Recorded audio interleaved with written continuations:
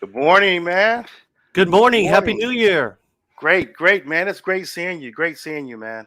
I know another year, another new year. We had a couple weeks off, so welcome. Thank you for joining us this morning. Welcome to 2022. How was your holiday, sir? Man, it wasn't too bad. It was like, I had some good things, some bad things, but overall it was good things. But you know what the bad thing was? It was 19 degrees yesterday morning. 19 degrees. And I'm He- like, In no, Texas? In man, why Texas. I moved here because I wanted to get away from the cold, Dang. man. 19 degrees. It was like 19 degrees in cold. Texas. Now that's news. Today was my warmest morning of 46 this week. That's This good. morning is 46. So people Okay. are saying that's still cold, but 46, man. It's still cold for Texas, though. Yeah. So yeah, other than that, it's been really good, man. It was a nice break. I got some quality time here at home and Mm-hmm. some Yep. quality So did time. I. So did So I. so that was, I think, our longest break, isn't it? Since we've been on the Yep. air, that was our longest break. Yeah, because Saturdays would have been Christmas Day and then New Year's Day. So Yeah. we did not do a show. So it's good to be back. It was good to have the kids home. The wife was home from work, so we had a lot of time. Um, Right. and you know when and it's interesting when all four of us are home like all the time. There's a lot of dishes to get. There's a lot of cooking that goes on. There's a lot of dishes. Usually when Yeah. people are doing their thing and we have busy Yeah. schedules, um, things like that don't pile up. So, anyways, Yeah. We were that's a looking at weird that. comment, but whatever. No, but I understand that. I mean, we actually this week we started like a fast this week. So and Oh, it's you and your wife? my church. It was like through my church, Oh, your and church? Okay. yeah, we do a this thing, the solemn assembly, like right between Christmas and New Year's, Huh. where we each day is geared. Well, we do a regular fast where you fast after 3 o'clock. And we're supposed to fast food and technology, which I kind of miserably fail at sometimes. But That would be I hard did for us. I did eliminate TV for 3 days. I didn't do the whole 5 days. I eliminated TV for 3 days after 3 o'clock in technology. This is interesting. We'll have to talk more about this. Yeah, but it's I pretty want to know decent. more about it. Actually, so it's a Yeah, spiritual exercise then. yeah. So we're actually Oh, like yeah, on I want to know Tuesday about night. that On actually. Tuesday night we had a couples. It A was like couples for gathering married. that you're in? It was married couples. We did a Zoom call. Our pastor was involved, and we will have these topics, which was really unique. It was topics that you don't really talk about. And hey, what's going on, Mario Roscoe? One of our Bedford alumni is there. He's checking out the show. Uh-oh. So, Nice. but yeah, Good morning, Mario. the the marriage thing was where you had these topics that you probably don't talk about really with your spouse or with other people. I mean, one of them was like, what is a pet peeve of your spouse? Now you may argue with them, but do you actually discuss it? Have a conversation. So it was pretty good that we will pray over it. So every day was like youth, it was the adults, then you had family, and then we break our fast on Friday, and our particular group had issues where someone was, hey, Greg Battle, how you doing? I see he's on the air Good today. morning, Greg. Good morning, Greg. Um, the some family members got sick in our small little life group that we have, Hmm. and so we canceled our break the fast. We have a break the fast, and in the past used to come on at midnight. This week it was at 7 p.m. and we're Okay. excited about the early break. But anyway, yeah, we'll talk about it more later. But yeah, it was pretty exciting, man. We hope But yeah, everyone so we've out been there doing had a that. good holiday season. If you want to share Yeah, how what you did, yeah, how it was for you. My New yeah. Year's plans got COVIDed out. We were going to go to Really, Michigan to see a concert, and we yeah, didn't think that was a very good idea, so we didn't go. I was going to right. see uh, my half brother, half sister up there. That didn't happen, Oh, so that was kind of okay, I was kind of bummed about that, but I recovered, yeah, and yeah, it was okay. So it was pretty relaxing at home. We didn't do very much. We went to see my mother-in-law yeah. on Christmas Day and New Year's Day, so that was good. So We've also been in Ohio for Christmas, man, and COVID outbreak in Ohio was pretty high. So everything in Cleveland was yeah. canceled. Man, my mom and dad was like, we're gonna just cancel everything. But my daughter was there. Bria, our Hmm. producer, she was there, Yeah. and yeah, I was hoping that she was gonna be on today, but she was there. And well, we got an exciting show today, Darren, and I want We're everybody starting out to with a know. bang. We're starting out with Yeah, a bang. We got a great guest going to be yeah, on with us this morning, Dr. Charles Modlin from yes, Cleveland, Ohio, and we are. very excited to speak with him. So we're going to start with that, but we got some other things. A lot of things have Yeah, happened. man. Some interesting things have made the news. Hmm. Yeah, January 6th anniversary yeah, happened, and yeah, that made a lot of news and a lot of conversation over the past week. yeah, We're going to talk a little bit more about that. yeah. That's gonna be an interesting conversation. And then if people don't realize that there's a comparison with our January 6th insurrection with the 1898 insurrection in Wilmington, North Carolina. We're going to show Right. some We're going to have comparisons to that. a little history Yeah. lesson. And also, with all that being said, the division that we see in our country so much, we're going to go over some of those things. But one of the things that's coming up, we have Martin Luther King Day coming up. Yes. What do you think about? Well, we're going to go into it, but I would love to hear your comments later of people not celebrating Martin Luther King Day as we Hmm. have seen in the past. I would love to hear Hmm. your comments of that later on today as well. Is there anything that you usually do on Martin Luther King Day? Um, I wish there were more things that I would do on an annual basis. Excuse me. I went to um, it wasn't a protest, but it was when we lived in California, we went to San Francisco during their MLK Day Yeah, celebration, I guess, downtown, and that was exciting. They had some speakers and whatnot. I've done like a day of service. I think that's a yeah, good idea for Martin Luther yeah, King Day, to yeah, have a day of service. So, sometimes I've volunteered at different places. Now with COVID, I'm not sure what I can do other than just build awareness.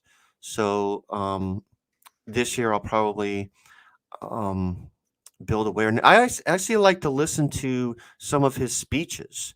yeah, We always hear the "I Have a Dream" speech, but there's other speeches that were uh, very impressive and yeah, brought up things that we don't necessarily hear about. And so yeah, I like to sort of remind people what he was really all about. We kind of yeah, um, I don't know, sugarcoat the right word, but we'll talk more about that. We'll yeah, talk about because yeah, we there's a lot that both of us can say about that about yeah, when we definitely. mark that every year, and I think that what they're doing.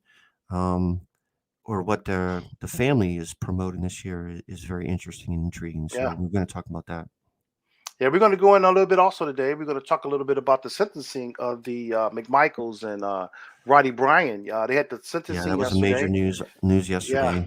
yeah. I was Uh, it- actually I was actually kind of shocked at the sentencing, but I mean, I was really just like my jaws dropped. I couldn't believe it. But yeah, we're gonna talk about that. And then we had an icon pass away. I think it was yesterday. Betty White, Sidney Portier. Betty White, Um, and Sidney Poitier. So, yeah, Betty White passed away. Was it on New Year's? New yep, Year's Eve or New New Year's Year's Eve. Day, and then Sidney Portier passed away at 94 years old. Yeah, We're gonna talk that's about that. a Titan. Yeah, and then Uh, we also have the officer shooting in Canton, Ohio. Canton, Ohio. How far are you from Canton? Probably an hour, 15 minutes, hour and a half. Hour and a half. West of there. Yeah, Okay, depending on traffic, but yeah, it's right. relatively close. So, Okay, so we're going to get into that discussion, and of course, we got our interview with Dr. Charles Modlin, a urologist at MetroHealth. Um, have some family ties connection with him. My mom and dad are patients of his, as well as my daughter actually went to go visit him recently. So I'm excited to have him on today. And one of the things that we talked about earlier last year was health. We talked a lot about health and how we need to be more accountable for our own hmm health and hmm to get the right things in place. And Dr. Marlin is going to educate us a little bit on that. And he's also going to bring in some conversations about disparities in health. And a lot of people didn't realize. I think you mentioned it yourself. You said you didn't know that there were disparities in healthcare. And Uh, well, I mean, I didn't really think about it, but it's not something that not if I think about it, then yeah, it makes a lot of sense. That I think I did know that, especially in light of COVID, there were a lot of stories that talked about the discrepancies and by race as yeah, far as COVID care, yeah, so that is something that. that's been on my radar this past year, Yeah. and not something before that, um, that necessarily I thought a lot about. So I'm glad Yeah. that we are talking about it to make people like me more aware. Right. That makes sense. Makes a lot of sense. I'm gonna start off with a video. Before I introduce Mr. Modlin to the world here, because we got you on live on Facebook Live as well as YouTube Live. And so I wanna start off with this video and then we'll Mhm. go into the interview.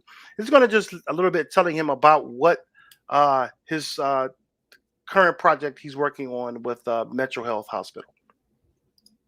Hello, my name is Dr. Charles Modlin. I am MetroHealth's Medical Director of the Office of Inclusion, Diversity, and Equity, and I am also a practicing urologist.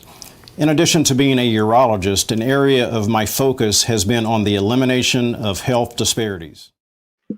And that's Dr. Charles Bond. We're going to bring him up right now. Welcome, welcome, Mr. Modlin. How are you doing? Your audio is not on right now. Your audio is not on. Okay, there it is. There it is. There you go. There you go. Yeah. Welcome. It's Good morning, wonderful. sir. Hey, good morning. Good morning. It's easier to do surgery than sometimes work this audio-visual equipment. Oh boy. Oh, that's okay. Yeah. That's good to know. Yeah. So just to, like I mentioned earlier, I want to just throw out your flowers there to you. I know you recently joined MetroHealth. You're associate professor at Case Western Reserve, and right now you're a graduate of Northwestern University, which is awesome. New York University, New York University Medical Center, general surgery residency there. He was a patient, an employee at Cleveland Clinic Foundation as well, and uh, the biggest thing that we're so happy to hear about with Metro Health is the Director Office of Inclusion, Diversity, Equity at Metro Health Systems in Cleveland, Ohio, and you're going to be discussing your role there and some of the things that you're doing. So tell us a little bit about your role with this Director of Office of Inclusion and Diversity and Equity. Tell us a little bit about that. Yeah, thank you. So I spent the last 28 years of my career as a staff urologist and kidney transplant surgeon at Cleveland Clinic, and I recently pivoted over to the MetroHealth Medical Center. I was given a leadership opportunity over there to become the medical director of the Office of Equity, Inclusion, and Diversity, which actually gives me an opportunity to play a significant role in terms of recruiting a more diverse professional medical staff. That includes physicians, advanced practice providers. It's very, very important that we actually expand the diversity of our healthcare workforce. You look at the overall statistics, and we'll get into this further, the importance of this, but only about 4% physicians in the United States are African American. The other thing, a lot of the other work that I'm doing is to ensure that everything that we do at Metro goes through a health equity lens. And by that, I mean, I'm working through all the different departments and clinical service lines to help develop health equity, hands-on patient care, health equity centers throughout the organization and all the different specialty areas, as well as the primary care areas. So there's a lot of work to be done. I'm proud to be a part of the MetroHealth family. Also, we'll be talking about this Minority Men's Health Fair that we're going to be doing over at MetroHealth also for community outreach to improve the health outcomes in populations, in particular in men of color.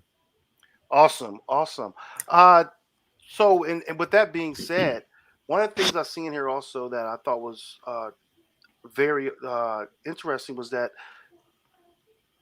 you discuss prevention of kidney issues and kidney failure and issues there. Well, what are some of the early symptoms that we may notice within ourselves? Like me as I'm a 52-year-old male. What would I notice, or my co-host Darrin, or even the younger people? What would we notice and say, oh, we need to go get checked out for some possible kidney issues? Talking about kidney disease is something that doesn't always occur. It's not one of the things that we always hear in the media, kidney disease, but there's probably an estimated 30 million individuals or more in America who are suffering from some stage of kidney disease, and many are suffering from kidney failure. in the early stages, oftentimes there are no signs or symptoms whatsoever that an individual may actually have a problem with their kidneys. You know, we have to step back and understand what causes kidney disease. And traditionally it's either high blood pressure, hypertension, or diabetes, or a combination. And there are some hereditary conditions, but the vast majority are a result of high blood pressure or hypertension. And especially if it's uncontrolled or untreated. And so some of the early signs or symptoms might be swelling in our extremities. We call it peripheral. Oh, he froze up there. We may sometimes, sometimes you may, like I said, feel sluggish. You may feel fatigue, malaise. You could have itchy skin. I mean, these are just some of the signs and symptoms. You could be short of breath. You know, your kidneys function to eliminate the waste products and excess fluid from your bodies. And so if your kidneys are not functioning, you can have a buildup of fluid and toxins. But the bottom line is you may not actually have any signs or scores the importance why everybody needs to have a primary care physician. Yeah. And you need to go for your routine checkups. And during those checkups, they can check what we call a urinalysis, a urine sample. And what the doctor's doing is they're checking your urine for the presence of any microscopic blood. We call it microscopic hematuria, or protein. You normally shouldn't have any protein in your urine whatsoever. So that's an easy way to check. And then there's another way, you know, in terms of drawing your blood, we're checking for what we call a serum creatinine. Creatinine is a breakdown product of your muscle metabolism, and there's a certain normal level in your blood. If it's higher, it could suggest kidney disease. Right. Oh, wow. So this is something that it's catching my attention double as someone that's middle-aged with type 1 diabetes and things like that. So this is something that is on my radar with slight high blood pressure that in the last couple of years. So this is something that is that I need to hear. I wanted to go back to your Office of Inclusion. Is this something that more health systems are doing, or more hospitals are doing? Is this something that you're seeing around the country that, or is this something that's existed for a while that more health systems like Metro are doing? Is this a newly created thing for professionals such as yourself to do? You know, so over the years at Cleveland Clinic, I had dedicated much of my career, in addition to transplantation and urology, I had dedicated most of my career to also community outreach and addressing health disparities that disproportionately impact and burden people of color, communities of color, minority populations. And MetroHealth actually recruited me and created this whole new position for me, medical director for the Office of Equity, Inclusion, and Diversity. A lot of times, typically, we'll see either corporate organizations or hospital systems will have an Office of Diversity, Equity, and Inclusion. However, a lot of times their focus is on the human resources, the HR component. So getting more staff, getting more staff, doctors and nurses that are of minority and people of color. Okay, exactly. So it is actually fairly unique and rare what MetroHealth has done in terms of bringing me in as a medical director. To specifically develop and design and implement and operationalize health equity programs to address health disparities in every specialty across the entire health system. So again, the human resources, the HR component is extremely important. Again, because we do know that the more diverse of a healthcare workforce that you have, it actually translates into improved outcomes of your patient populations and the community that you serve. But looking at the changing demographics in America, you know, back in 1970, only 12.5% of the population was considered to be minority. African American, Hispanic, Latino, Asian American, Pacific Islanders, Native Alaskans. That was what was considered to be minority.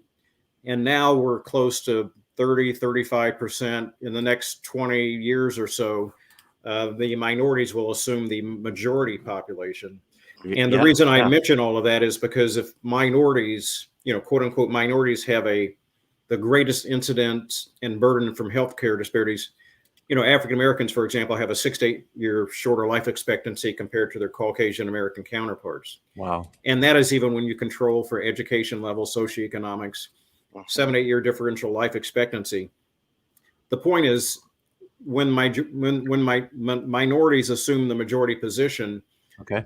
what overall implications does that have for the overall health of the nation? If the majority population has a greater incidence of health disparities, chronic disease, lower life expectancies, that's going to burden the entire nation and put a tremendous burden on the economic infrastructure of the entire U.S. So this is a crisis state that we are in, and people need to recognize that our elected governmental officials, our corporate organizations, philanthropists, everybody needs to wrap their arms around this so we can solve this problem.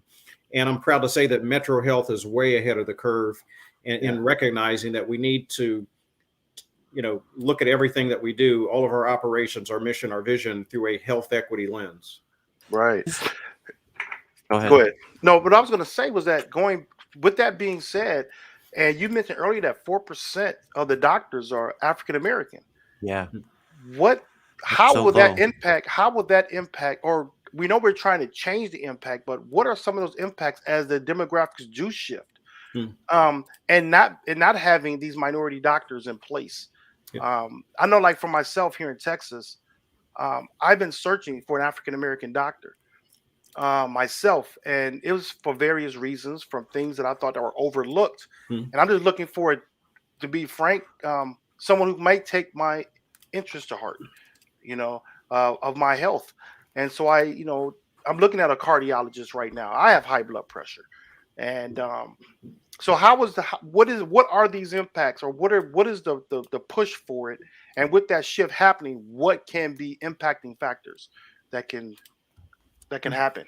So, on face value, a lot of people don't necessarily appreciate or understand why it is important that we improve the diversity of the healthcare workforce. And there are a lot of things that we can do as current healthcare providers to do that, in terms of encouraging and promoting the health professions and mentoring and facilitating younger people so that they will have more opportunities to enter the healthcare professions. That's desperately needed.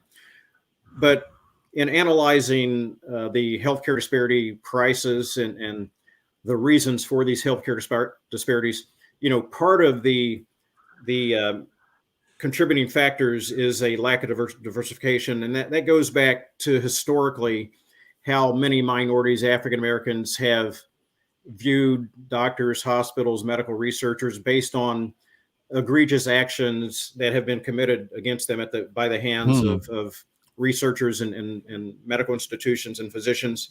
The Tuskegee syphilis experiment, for example, we all remember that. We were not alive when that occurred or started. However, it's been passed down, the memories of that. And so that actually has translated into many of our fears that we may have, especially in the case of Black men, when it comes to going to physicians for routine health checks, participating in clinical research trials. And so it is very important to many individuals that they do have a racial concordance, meaning many individuals are in minority communities are looking to have a doctor who resembles them, who looks like them, who comes from a similar background, who understands their situation. Right. That's not to say that every minority individual needs or wants or is requesting a minority physician, but we need to meet patients where they are, because we have to get out of our routine, the way we've done things in the past, get out into the community and help alleviate this distrust. We need to develop more trusting relationships between doctors, hospitals, medical researchers, so that people will be empowered and understand that it is in their best interest to go in and get a health check. We talked about kidney disease. You don't have to have any signs or symptoms. High blood pressure, we call it the silent killer. You don't have to have any signs or symptoms. Untreated, it leads to kidney disease, heart disease, strokes, peripheral vascular disease. A lot of problems that men have that they don't want to talk about. Untreated hypertension, diabetes. So Yep. We do know that when patients feel more comfortable with their physicians, that it leads to better communication between the Yes. patient, the physician, better That makes a lot of quality of sense. communication, longer duration of communication. It leads to actually a better understanding that patients have in terms of what their physician's treatment recommendations are for them. There's a better follow-up. So yeah, it's extremely important, and that's one of the things. One of my goals, one of my responsibilities, and it really needs to be the responsibility of all physicians to reach back and to educate the younger generation, to encourage them to Right. consider the healthcare professions, the stem cell professions. I'm actually part of an organization in Cleveland, Ohio, called Health Legacy of Cleveland. Okay. And we provide scholarships for high school students, Fantastic. college students, Wow.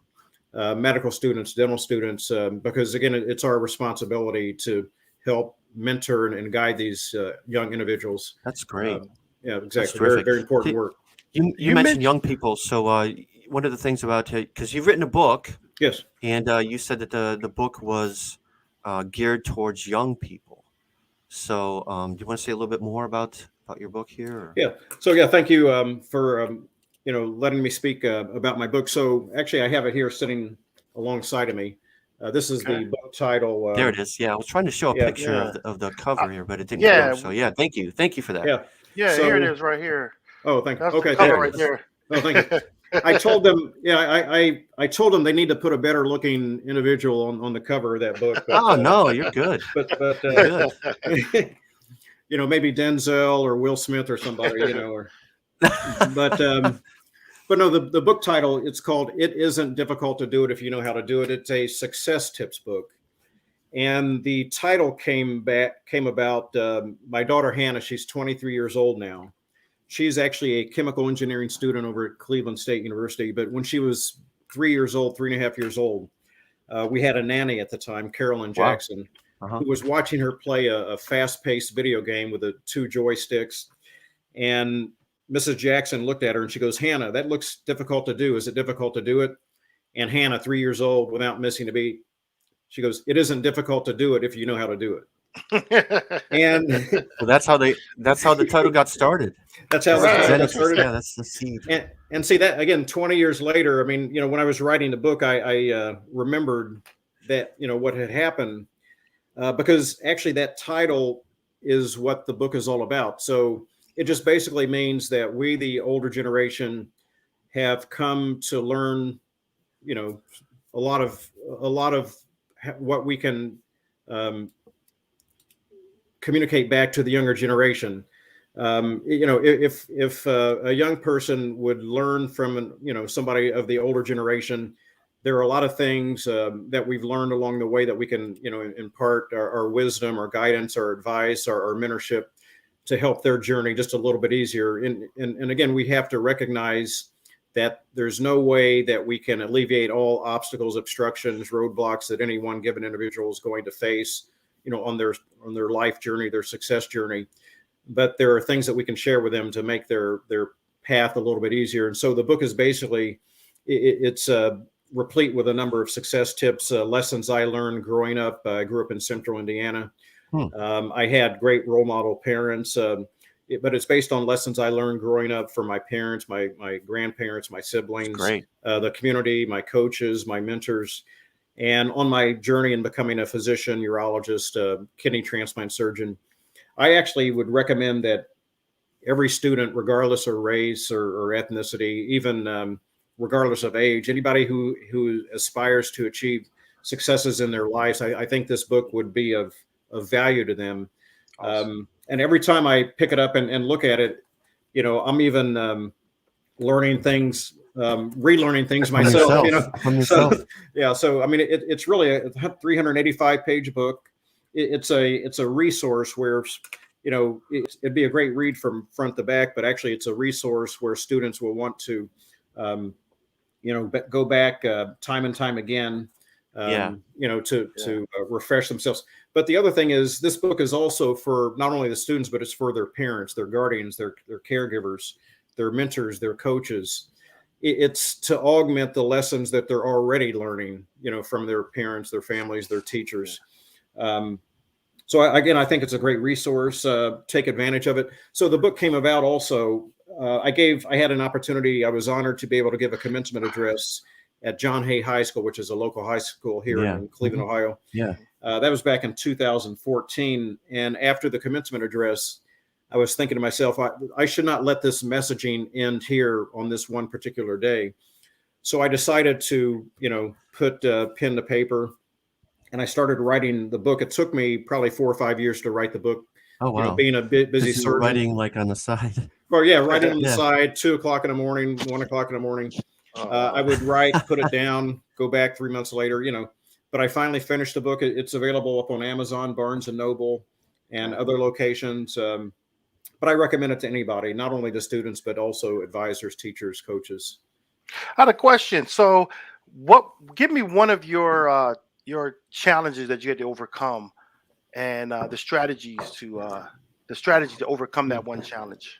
Good question. Yeah. So I faced many challenges, but I'm always quick to acknowledge the fact that I've had many opportunities that many individuals have not had. My father, for example, he didn't have an opportunity to finish high school. Wow. Both my parents were born in 1924. World War II came about. My father had to leave high school in 11th grade to enlist in the United States Navy to serve his country. My mom actually was the first Black school teacher in the history of Henry County, Indiana. Wow. So they faced a number of challenges that I haven't had to face, thankfully. But it's because of their sacrifice and others that I am where I am today. One challenge that I faced was believing in myself initially, based on some of the messaging that I was receiving, growing up again in central Indiana.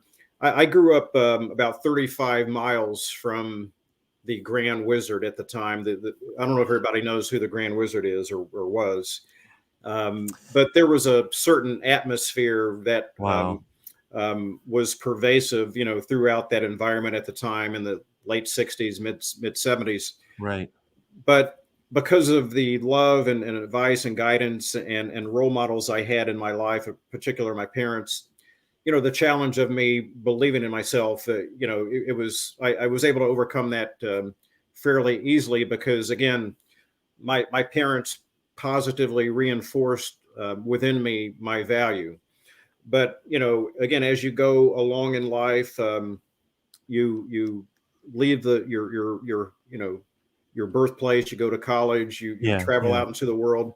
You can receive certain messaging that because you are Black, and again, a lot of it is not overtly expressed, but there's certain messaging that an individual such as myself can receive, being especially a Black male who is seeking to become a physician. Again, I never saw a Black physician growing up. The first Black physician that I saw was actually, I was a third-year medical student at Northwestern.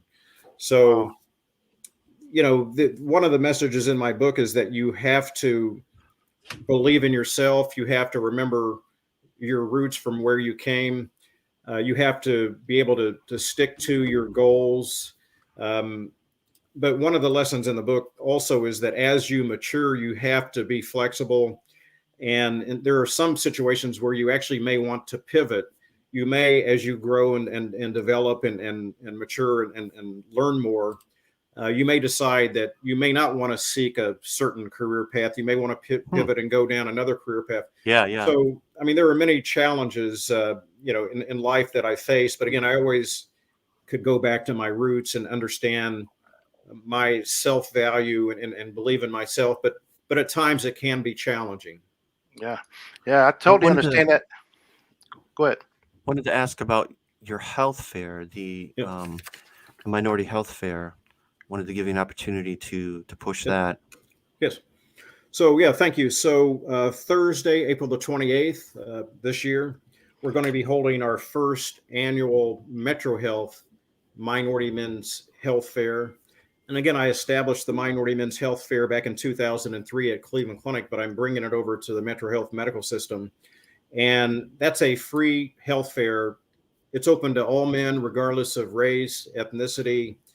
In the past, we've even had some females attending the health fair, but we're specifically targeting men of color because the men of color have the highest rates of health disparities out of any group in the world, essentially.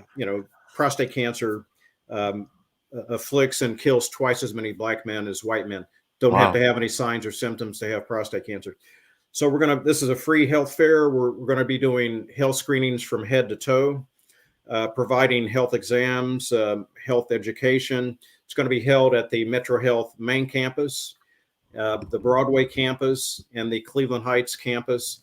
Again, it's free. Actually, our pre-registration is already open online.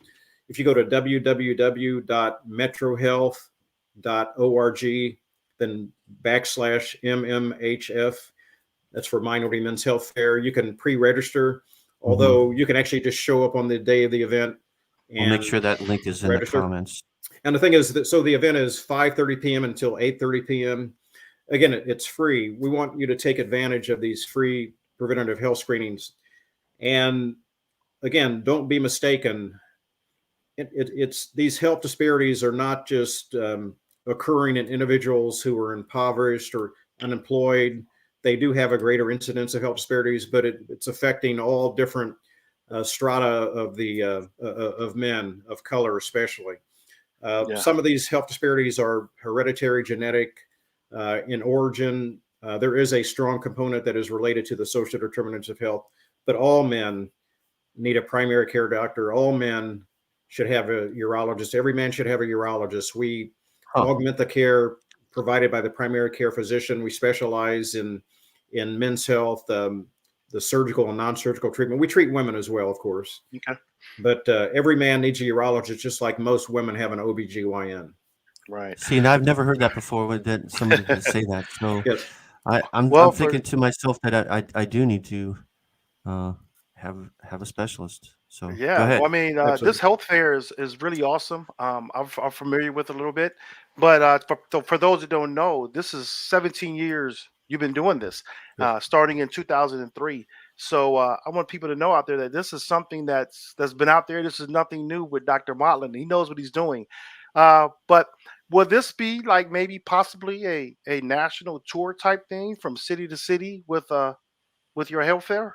With your health fair? Yeah, we would actually like, that's one of our major goals, is that this will spread across the nation. It will be picked up by other medical institutions, and I am available, and many of the people that I've had been fortunate to be able to work with, we are available to go out and help some of these other medical institutions follow suit.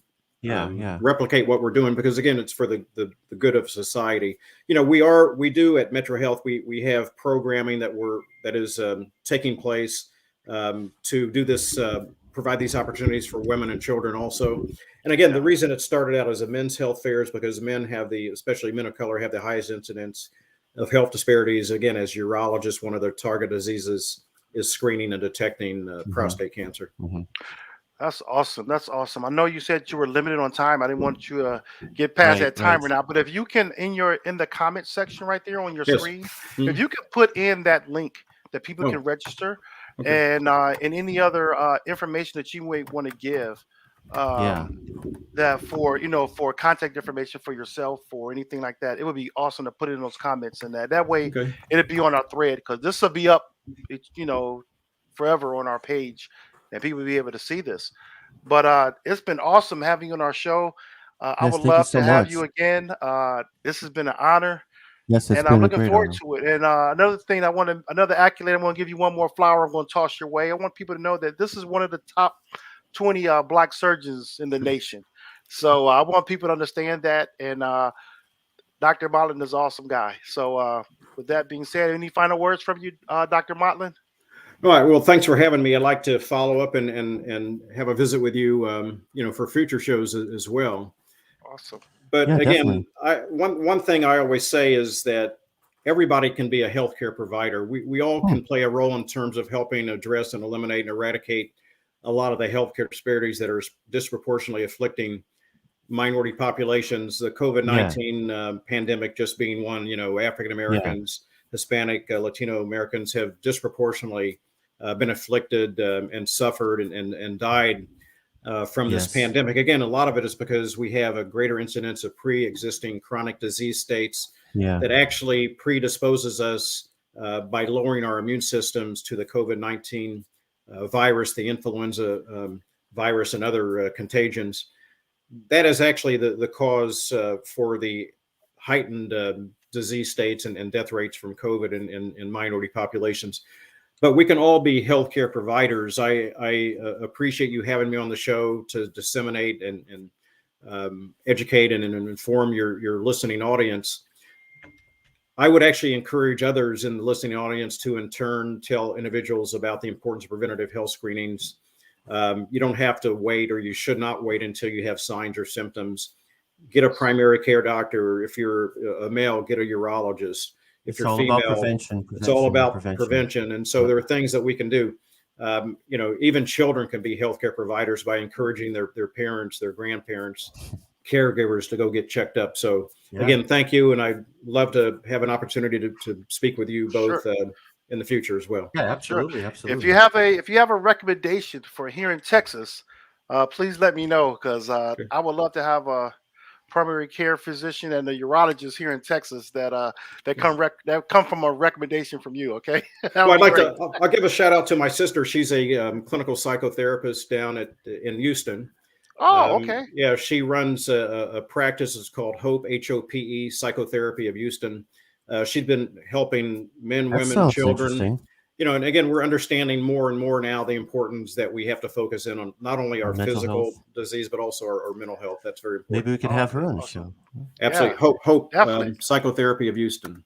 Okay, definitely. Thank you, Dr. Modlin, and looking forward to talking to you. Yes, thank you so much. Thank you. Thank you. Thank you.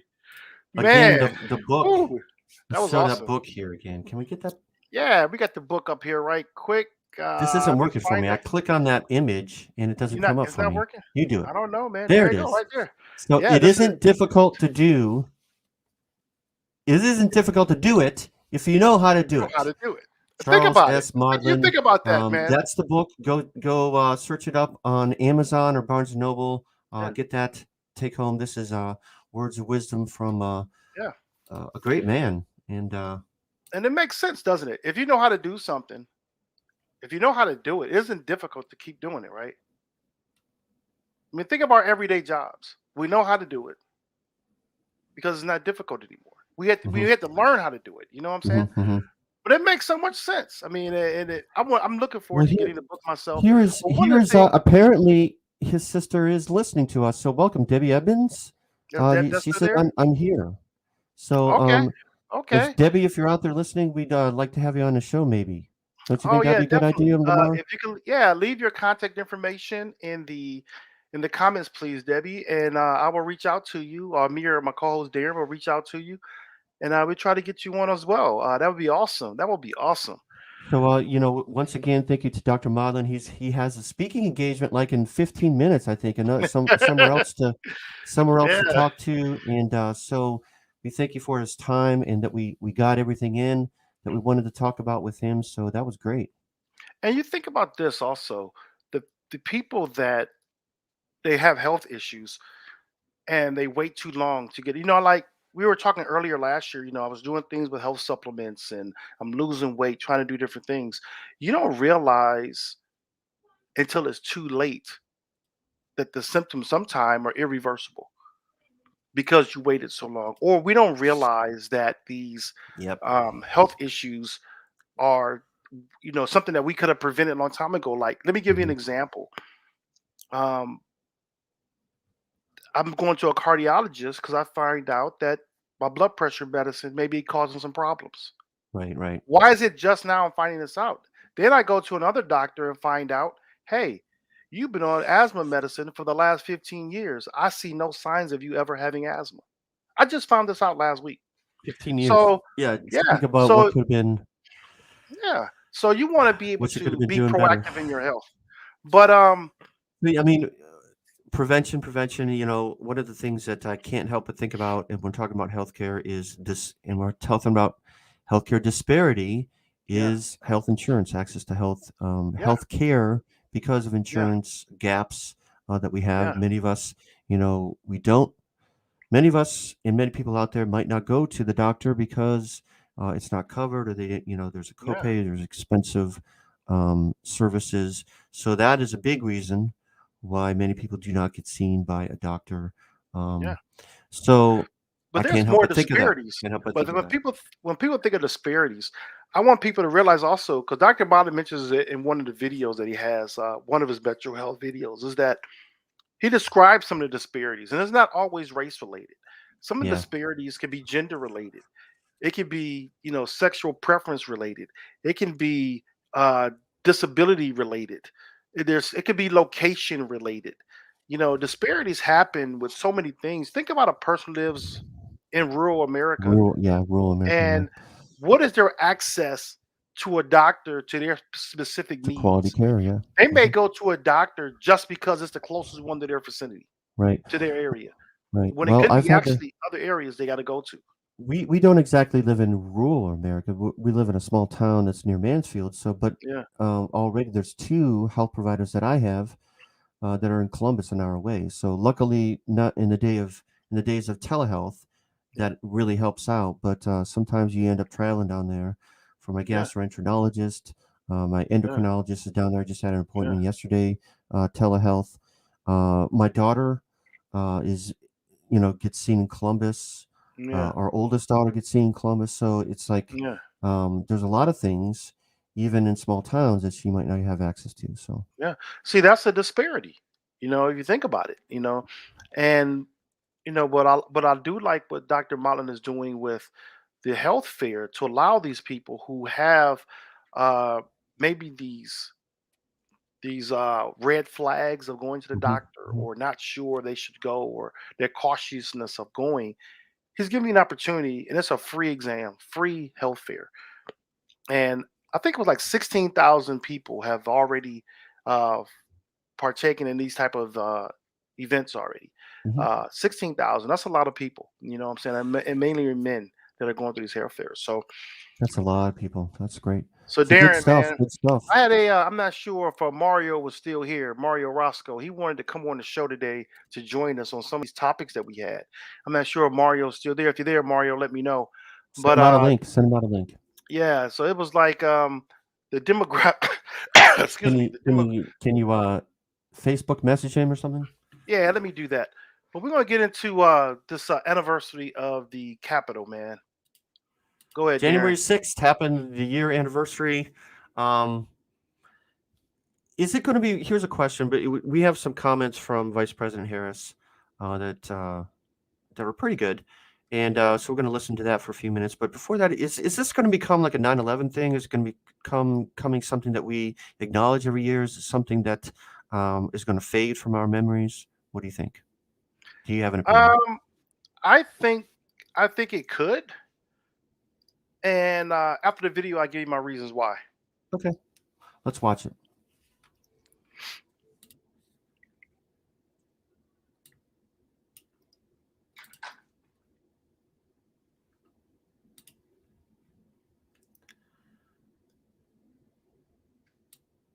Okay, here it is. Let's listen to the Vice President. Certain dates echo throughout history, including dates that instantly remind all who have lived through them where they were and what they were doing when our democracy came under assault. Dates that occupy not only a place on our calendars, but a place in our collective memory. December 7th, 1941. September 11th, 2001, and January 6th, 2021. On that day, I was not only Vice President-elect, I was also a United States Senator. And I was here at the Capitol that morning at a classified hearing with fellow members of the Senate Intelligence Committee. Hours later, the gates of the Capitol were breached. I had left But my thoughts immediately turned not only to my colleagues, but to my staff, who had been forced to seek refuge in our office, converting filing cabinets into barricades.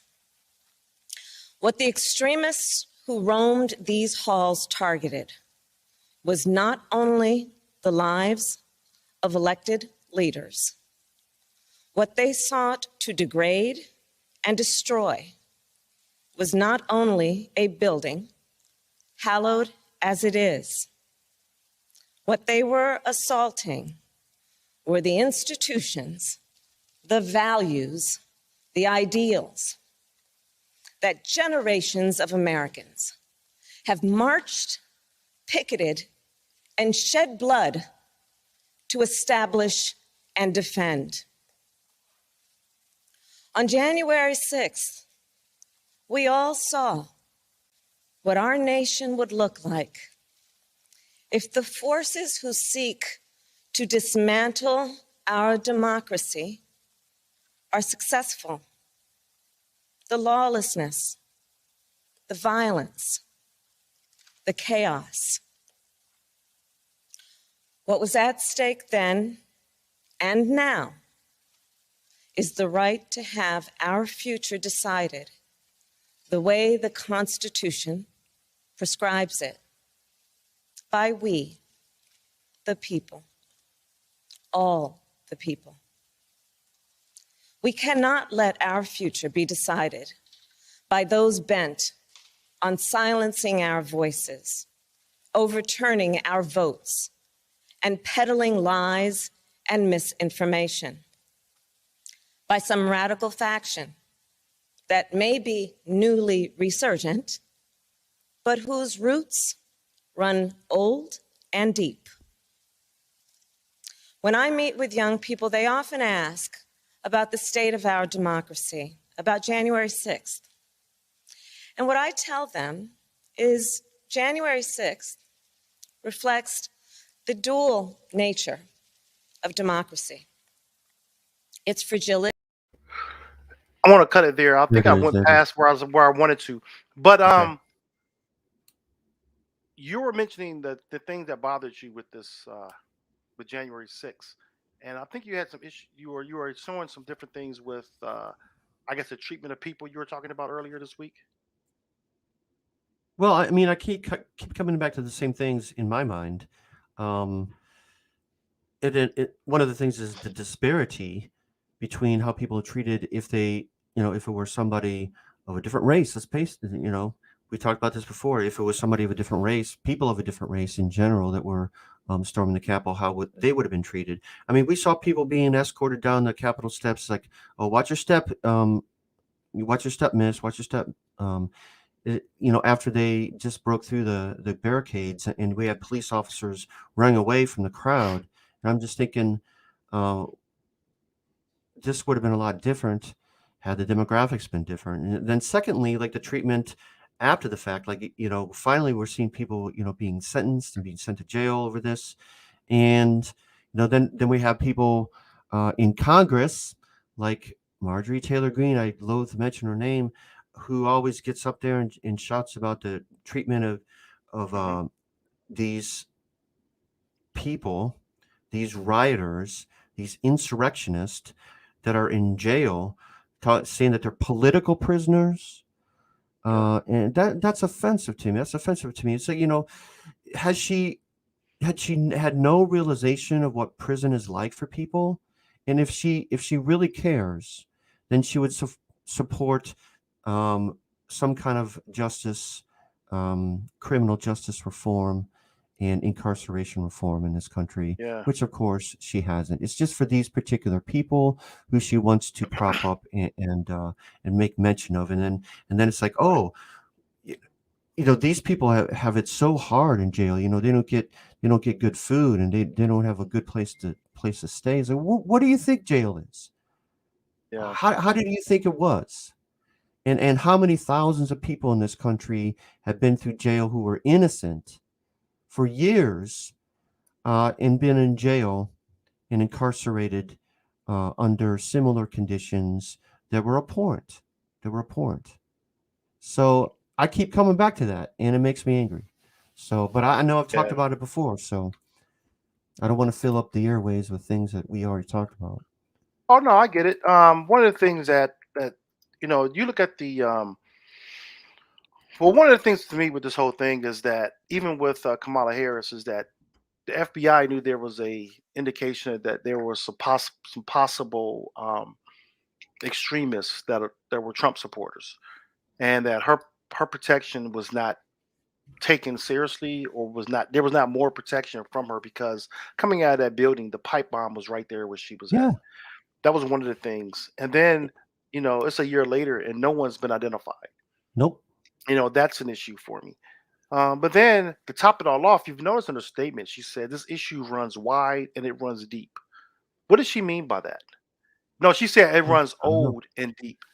What does that mean? So I don't know I what want to she let means. you know what it means. It means that Okay. there's a lot of repeat history with that. So I mentioned earlier in the year about the insurrection of 1898, and that was actually our first insurrection, by our own And it people was a on our own successful insurrection. Yeah, it was Yeah, successful. locally. Go ahead. Yeah, it was successful. And the thing about it is that when people say know your history so it doesn't repeat itself, this is an example of it. And Just an example of it. Yeah. here's some I'm going to give a little bit of insight of that, because it was where the government, and this is exactly what's happening now. You see a demographic shift within politics, within power, businesses. That was the same thing happened in 1898. And what happens is that people can't stand the demographic shift and being under the leadership of someone that doesn't look like them. And so I'm going to, there's a video here from, and I'm not sure if you were familiar with that or not, but that was in Wilmington, North Carolina. Go ahead. Okay, go ahead and play the video. Yeah, I had it here. Did it ever come back up? Did it come back up? I thought we had it. It didn't come in here. Thought we had the video in there. What I'm going to do is I want to show it on my end, and that way we'll have it. But I thought I had it in there for you. So while we're waiting for that, so what were you doing on January 6th? Do you remember what you're doing when you Yeah. saw Yeah, I was this working. hit the news in mid-afternoon? Or I was working at home. I had the Yeah. news on, working from home, and then the broadcast came on. I was like, Yeah. "What the heck?"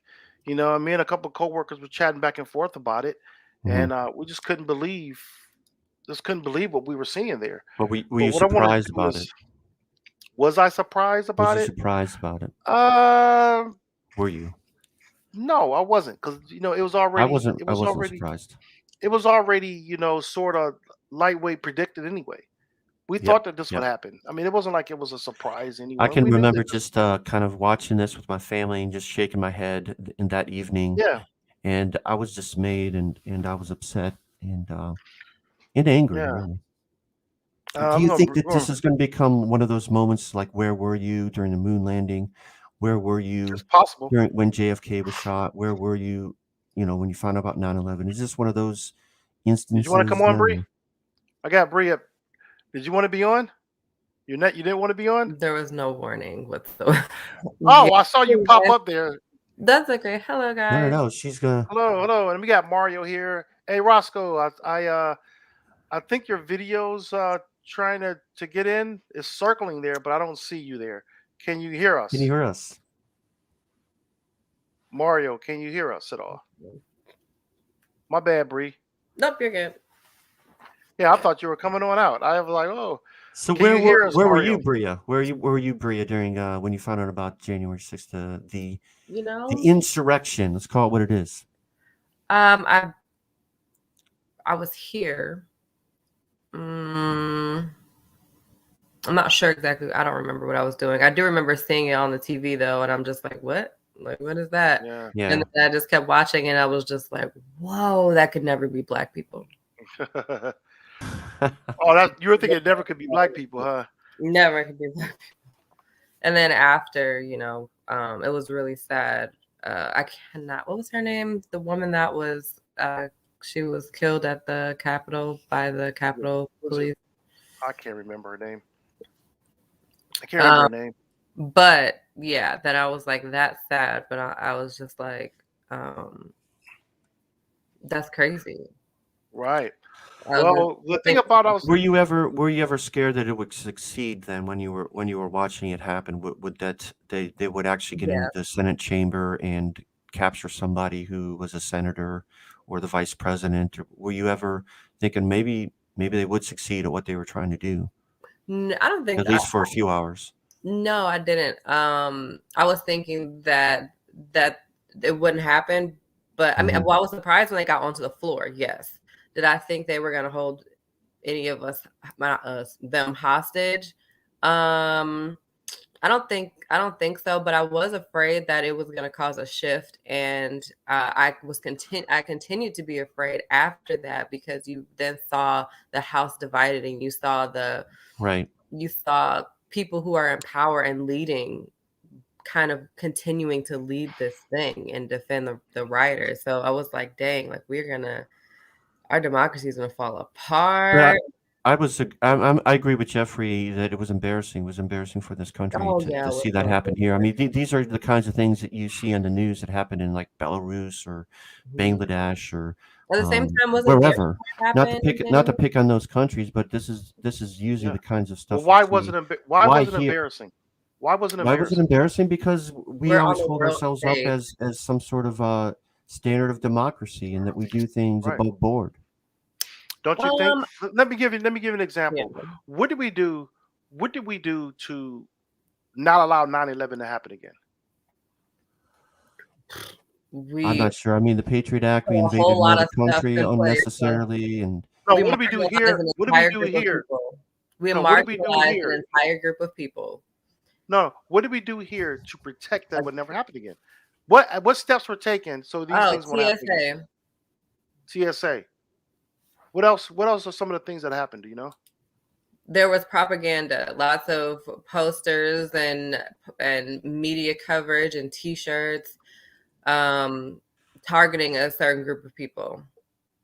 But what I'm saying is that the government put things in place like TSA, Oh, the different surveillance, privacy. Our surveillance. phones are being bugged, hacked, listening to our private conversations. Well, what I'm saying is things are in place so that we try not to let this happen again. Correct? Oh, Right? yeah, right. That's the point I'm making.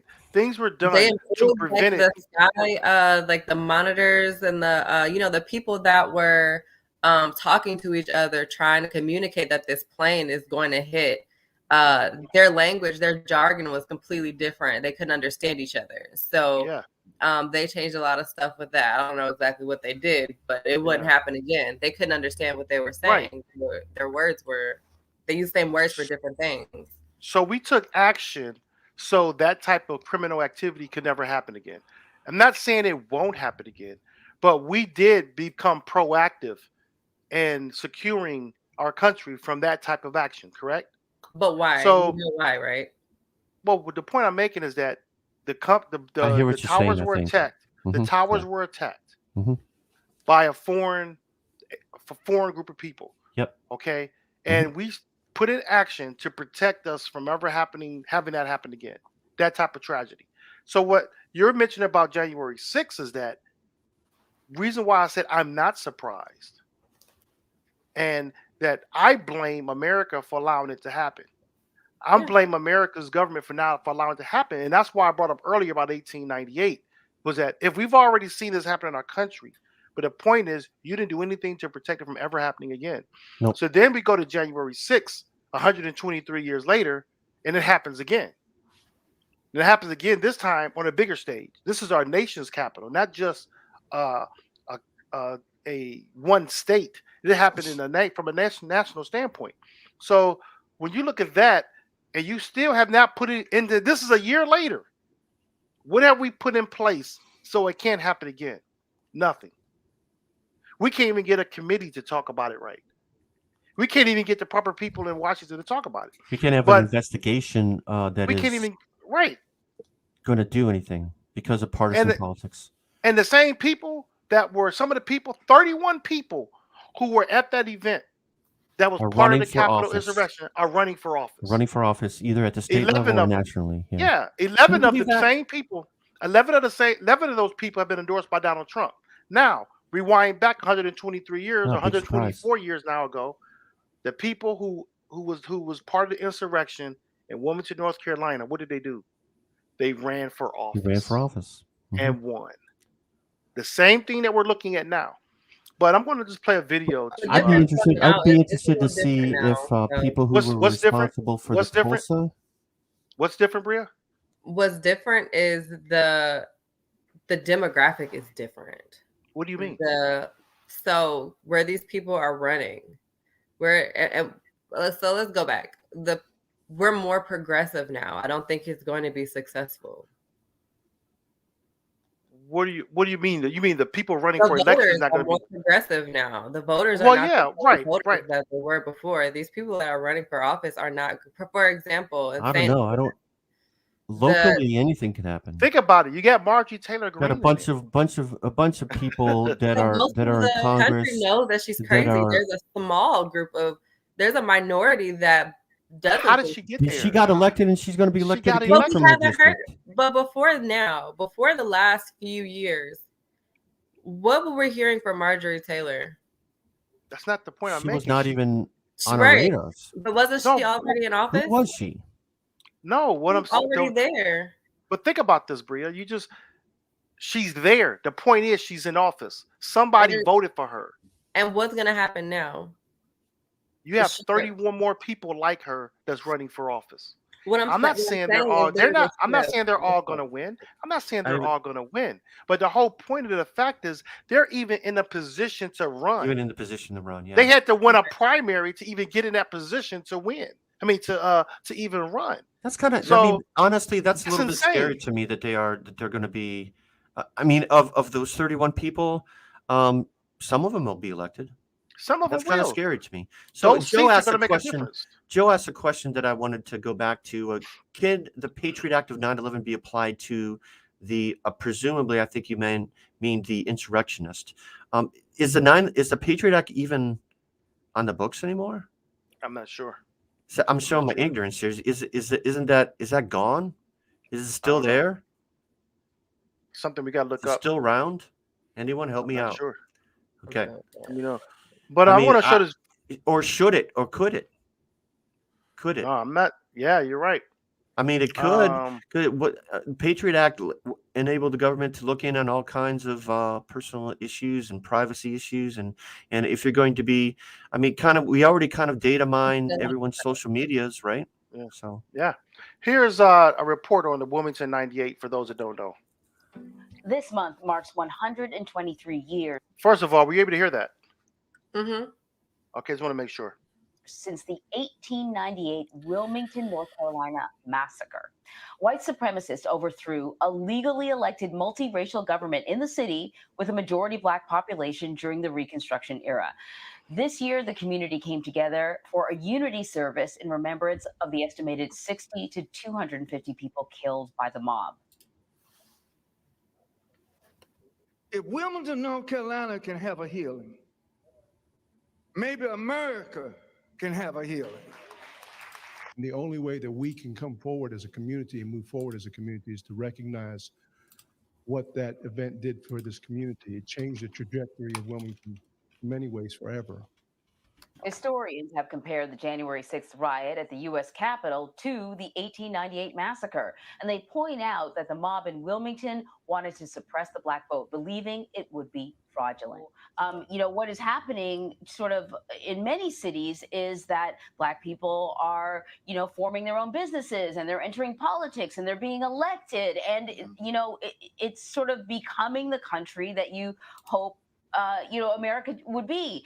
And this particular incident sparks almost a chain reaction in that what happens in Wilmington, then sort of the fallout of it is mimicked throughout the South and other cities as well. And many of those involved in the massacre are then elevated. They continue in office. Some become politicians. There are statues in their honor. Can you talk a little bit about how the history of this massacre was suppressed and rewritten? Well, it started out by essentially suppressing the votes of Black people in legislative elections, which we all know that translate to the accumulation of potential power, because power is accumulated at the ballot box. That then went to, of course, the coup and the burning down, and what I believe to be one of the first insurrection in this country. Some people refer to it as a massacre. I refer to it as an insurrection. But what history does not oftentimes elevate about the stories, when they took over the newspaper, when they took over power, they wrote the story as a race riot. Now, keep in mind, you mentioned this now, that people left town. They were forced to leave town. They were forced to leave town. Some were jailed for their protection. Then they were escorted out of town to never come back, which gave Jim Crow the opportunity to run rampant in places like the South, in particular Wilmington. And then the story read, after they took over the newspaper, after they accumulated power, that it was a race riot started by Blacks. And we all know the story that ended up not being the truth. And so what this tells me is that when we do not elevate certain parts of history, when we do not tell the full story of history, the translation gets lost and generations can be hoodwinked about certain spots in history. Yeah, it is not too far of a stretch. So true, Antoine. Thank you. Thank you. That was a good video. Yeah, So, I mean, one of the things that I like what he said there at the end about history. That was trying pretty to take this video insightful. off. Trying to take this video off. Kind of got stuck there. Sorry about that. Yeah, but the thing that most of us also don't realize, that this, if we really look at the dynamics of it, it's the same thing that's happening. Back then, they said the election was stolen. Yep. What did they say again until the election was stolen? The narrative of history. The narrative of history. And it just keeps, the snowball keeps rolling because Yep. we don't know the truth. When we don't know the truth about something from our past, it reoccurs. So that's why it happened. But no that one had to stood up. be They didn't. intentional.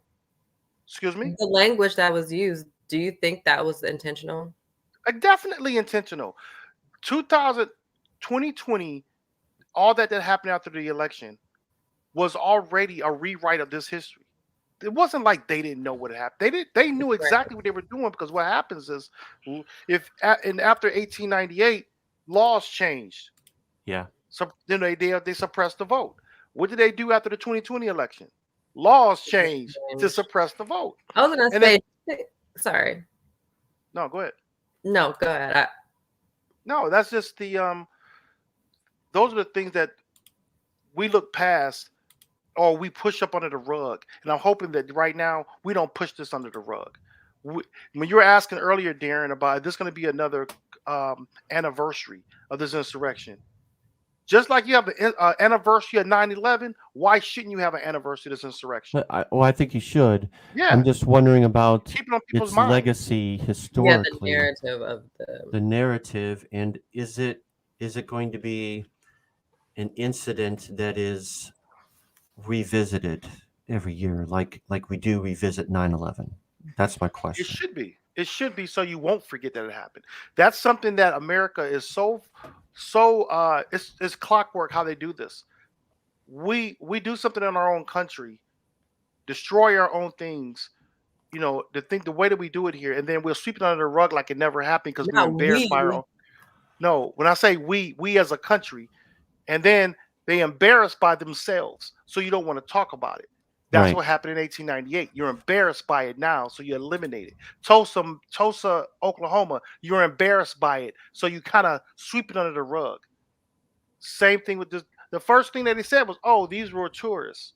Oh, this wasn't an insurrection. They don't even use the word. You hear that all the time. You hear that all the time. But because we're trying to keep it in the public's eye, let people know what's happening, keep people's minds fresh on it, so Yes. this doesn't happen again. I agree. I I mean- totally agree. So, Go ahead, Brie. sorry, I do want to clarify the reason why I make that separation, because it's not even entirely a racial thing, too. It's What more part? of a political. When I say not we, the reason why I say that is because there's a very specific group of people that Exactly. take these actions, and they fall somewhere on the far right side of back then. Was that before the party? Same thing. On Only a difference political only spectrum. difference was The Democrats Was were yeah, the aggressors then. This year, now it's the Republicans. It's the same right. group of people, But the that's what I'm same saying. conservative viewpoint. They fall on the spectrum of the extreme part of the political spectrum. And I have to separate because I mean, luckily now we have like social media, we have video, like, and it's clear. You cannot say, oh, well, that looks like something else. No, it's clear as day.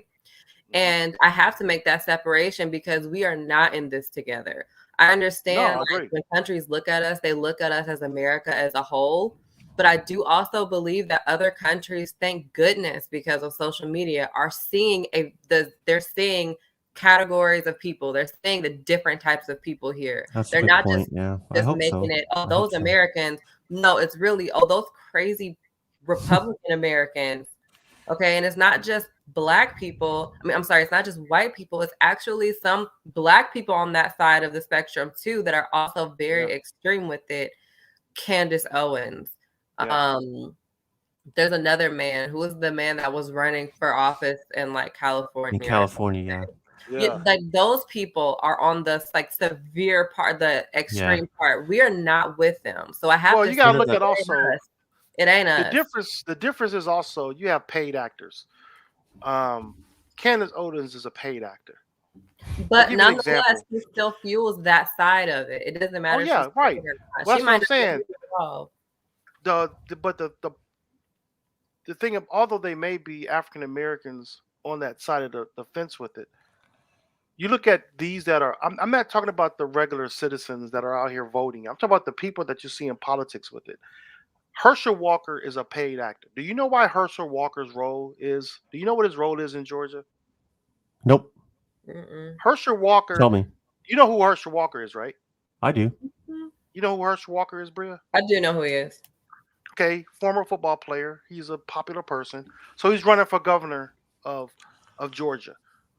He's a governor? Well, he's running for the governor of He's a Georgia. governor. Okay. Is Okay, it go ahead. either governor or senator? He's running for one of the two positions, either Well, Senate we just or had senator. We just had the senators elected, so there won't be so it another had, so it had to election be again governor. for So it had another to be 6 governor. years. He's running for governor. But here, point me out. Oh, he's a He's running token? for governor. Is what you're saying? He's run. Yes, he's a Yes, paid he is. actor to Okay. run for governor.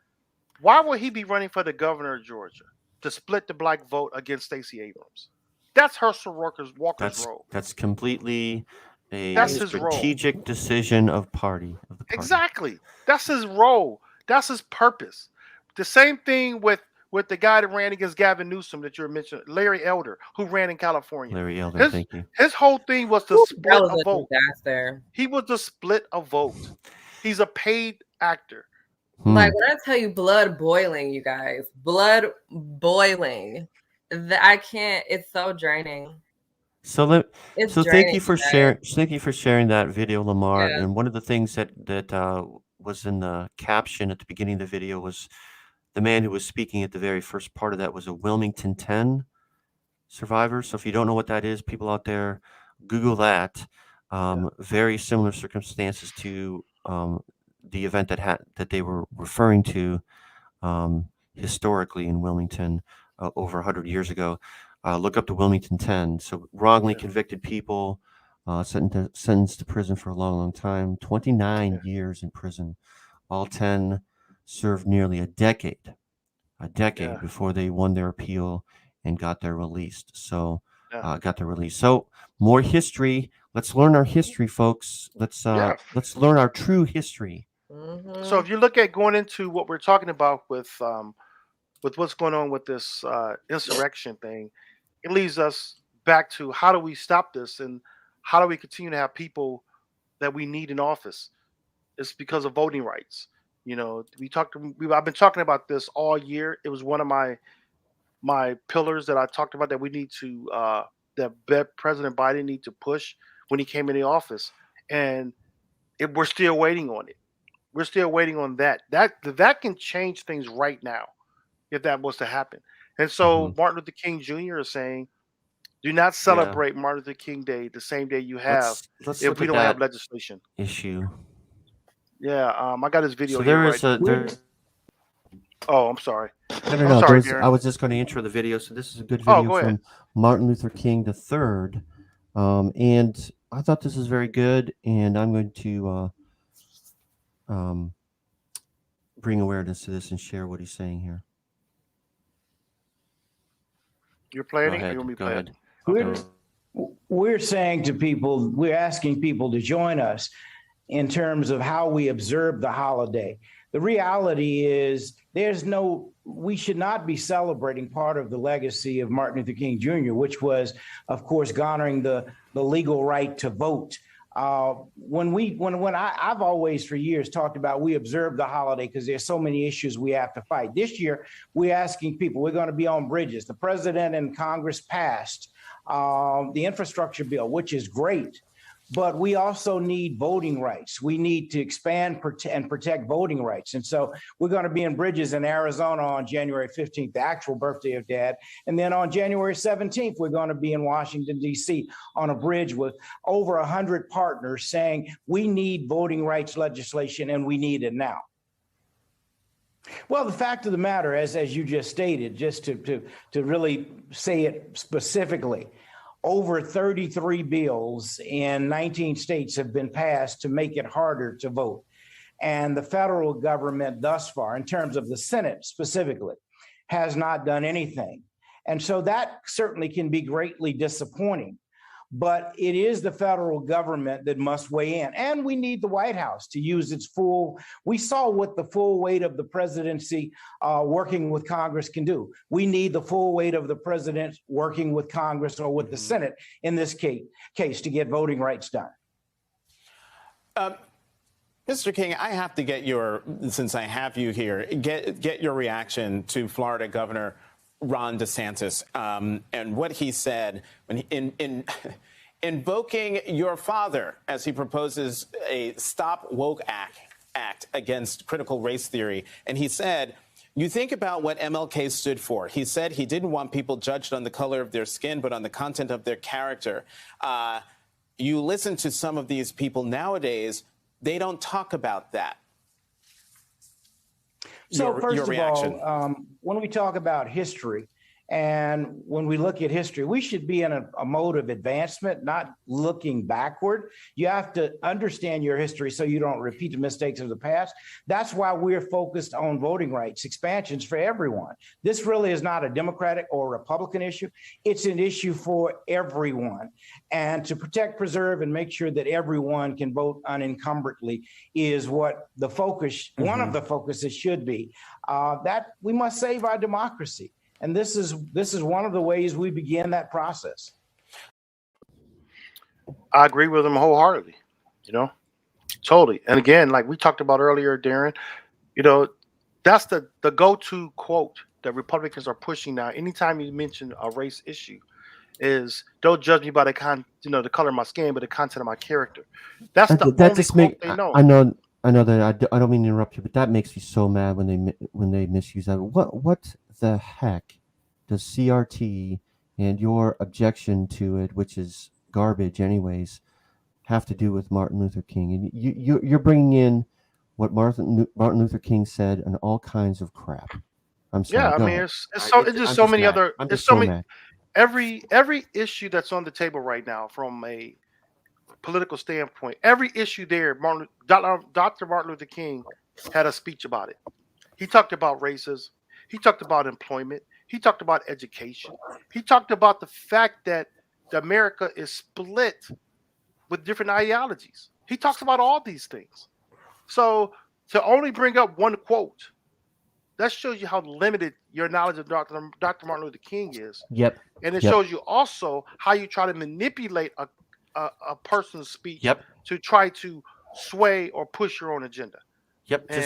Just like a lot of people use the Bible and same way use anyone and prop up a statement, prop up a person for your agenda. Martin Luther King was about a lot of things. One of them is voter rights. So I completely applaud this decision to bring this issue to light, because while we're sleeping here, while we're all kind of sleepy in the wintertime, all these states are passing bills, 31 states. Is it 31 states or 31 bills? I forget. It's all just numbers. It's been over 40 states that are trying to pass legislation, but 31 bills have passed already. 31 in 19 bills 19 passed. states. 19 states have passed them. Yeah. So you kind of convinced me, LaMarr. This is the issue of this year. This is the issue of right now. Yeah. They're Yeah. trying to do a coup attempt through state legislatures. Yeah. I think, and I don't think that's overstating things.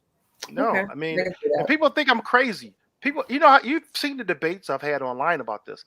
I've started this debate back last year about voting rights, and I've been pushing it and pushing it and pushing it. So what's the argument? And, well, the thing about it is that these bills have passed to limit votes. The thing about it is that, like I keep bringing up the past, the history of 1898 is when voting rights then were changed. They allowed We got them to be one from changed.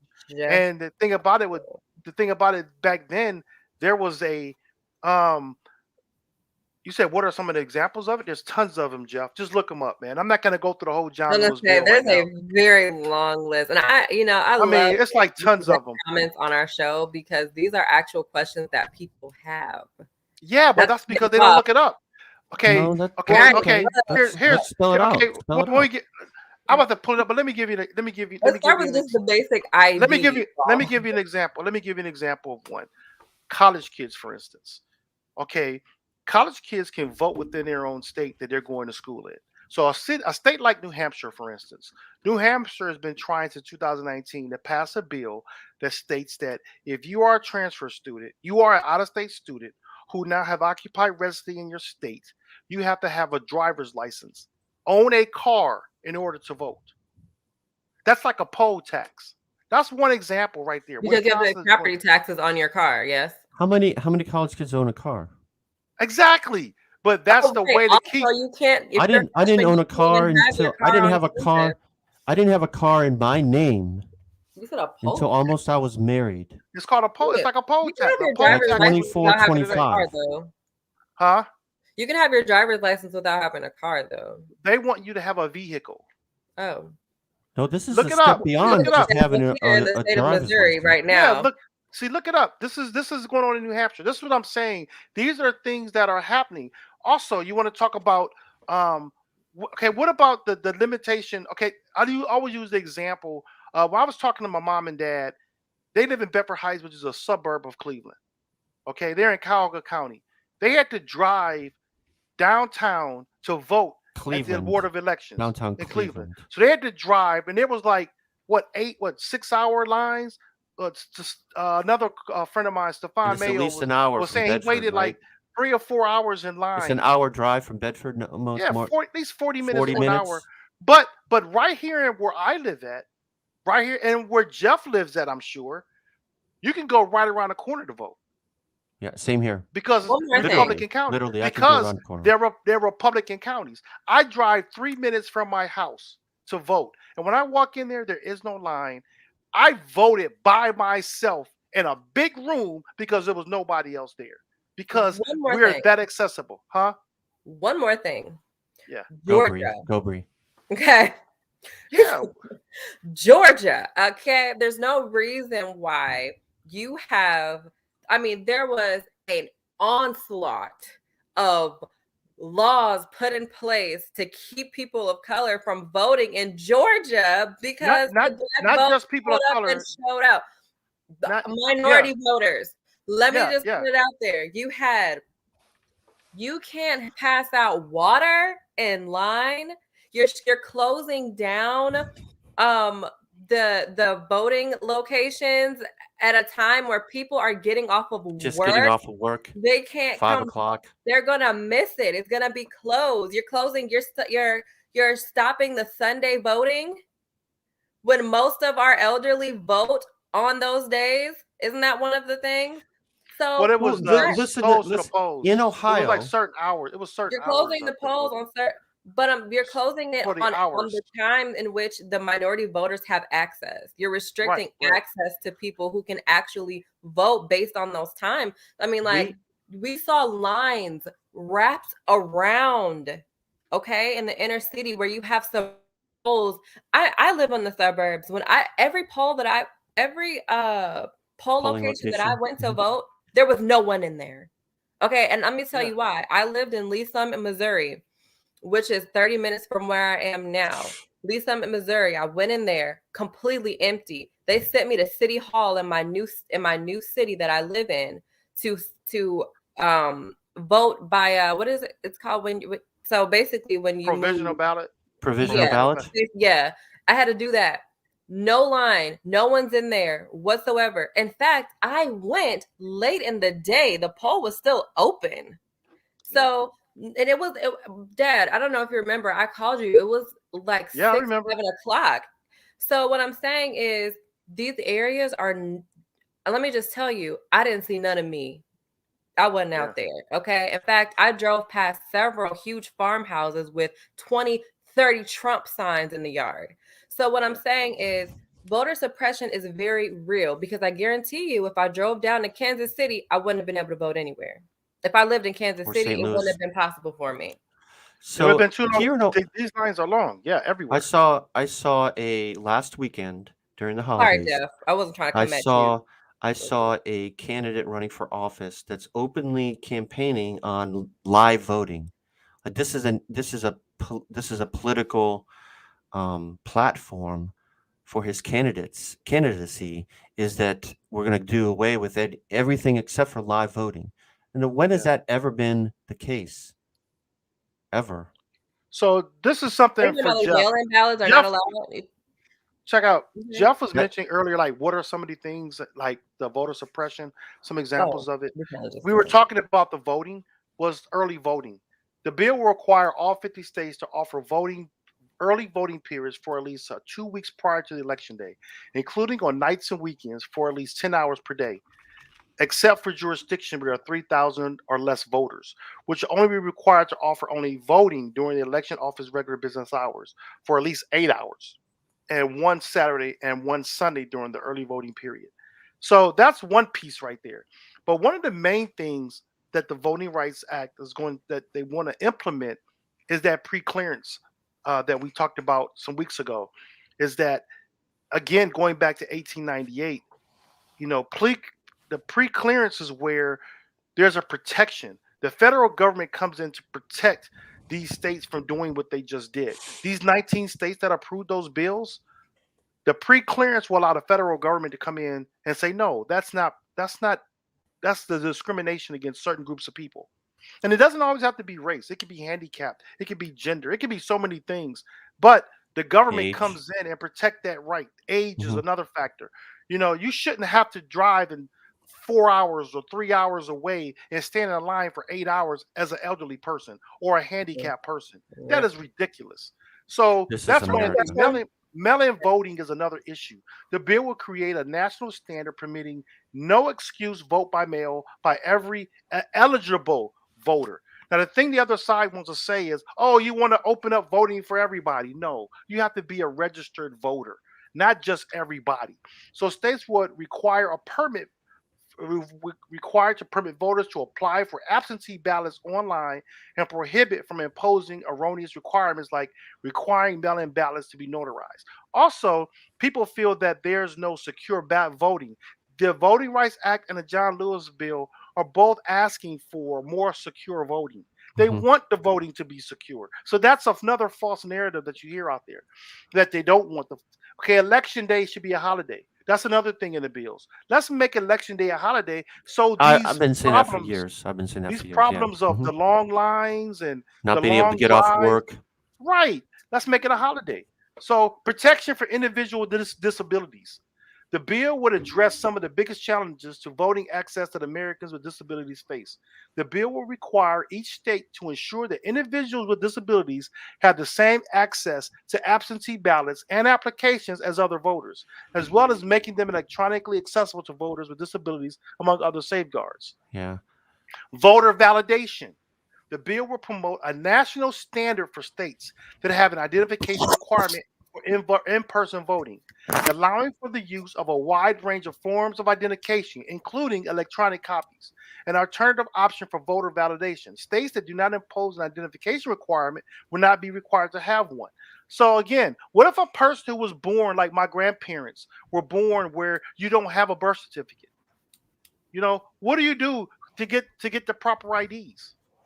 There's you don't have the documentation out there. It's so much work to go around to get all this stuff done. Go ahead.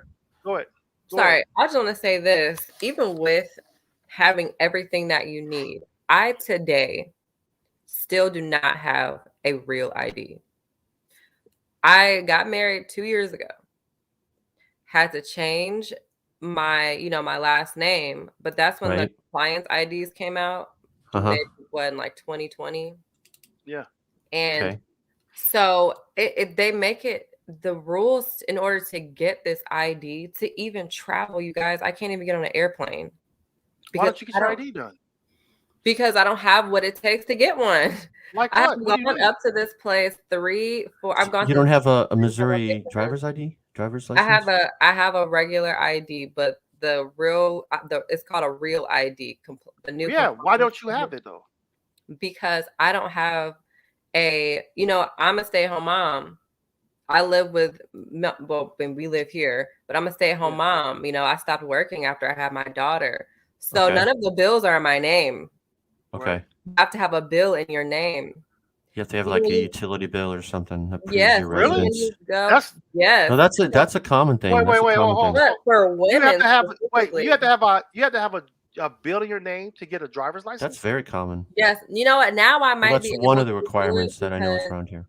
you need 2 things. You need to have in the state of Missouri, you need to have your name on, you need to be able to prove your residence by having your name on a lease Proof or of your name on residence. a bill, but you have to have 2 forms of it.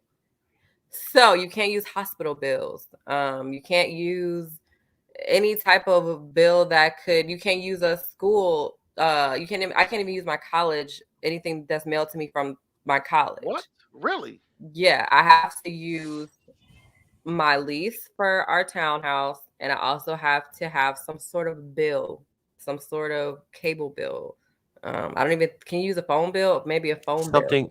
Something that proves you're at that residence, Yes. like a utility bill, is Right. common. So it's just like, it's crazy because I've gone up to 2 different offices in Missouri. The reason why I even mention this is because it's really hard for women.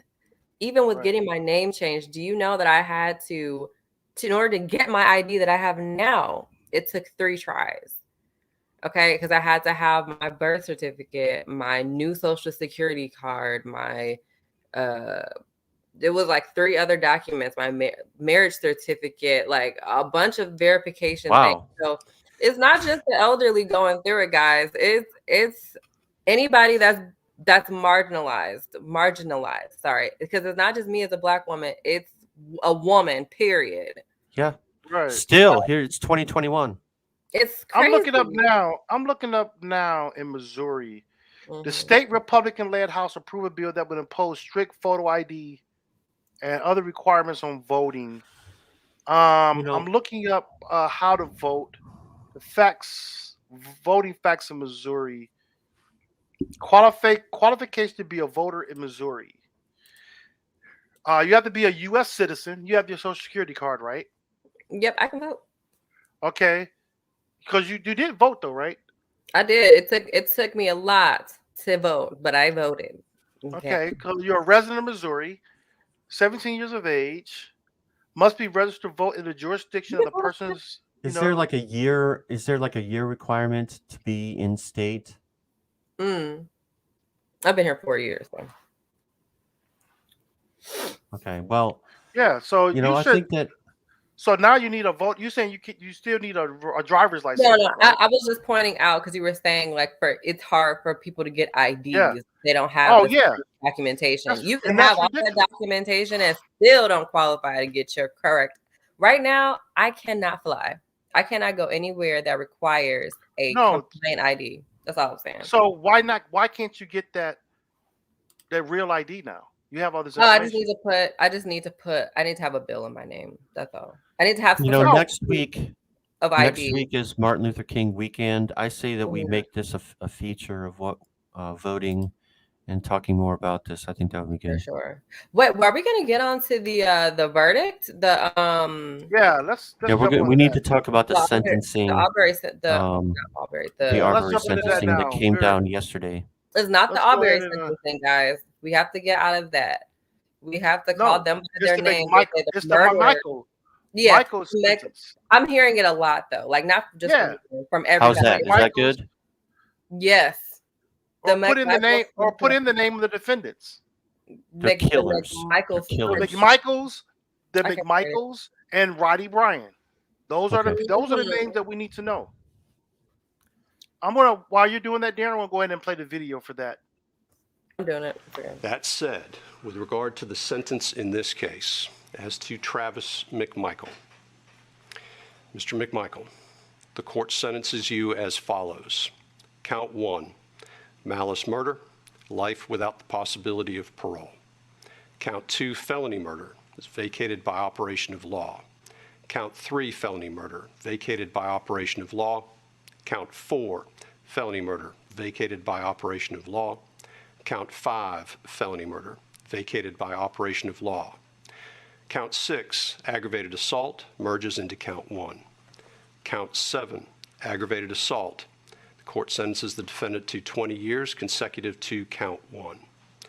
Count 8, false imprisonment, merges into count 1. Count 9, attempted false imprisonment, 5 years concurrent to count 7. That is life plus 20. Greg McMichael, the court sentences you as follows. Count 1, malice murder, defendant was found not guilty. Count 2, felony murder, life without the possibility of parole. Count 3, felony murder, vacated. When I say vacated, it's vacated by operation of law in all cases. I'm not going to repeat it. Count 4, vacated. Count 5, vacated. Count 6 merges into count 2. Count 7, aggravated assault, 20 years consecutive to count 2. Count 8, 10 years concurrent to count 7. Count 9, 5 years concurrent to count 7. That is life plus 20 years. Roddy Bryan, I do want to separate a little bit because the state is making a different recommendation.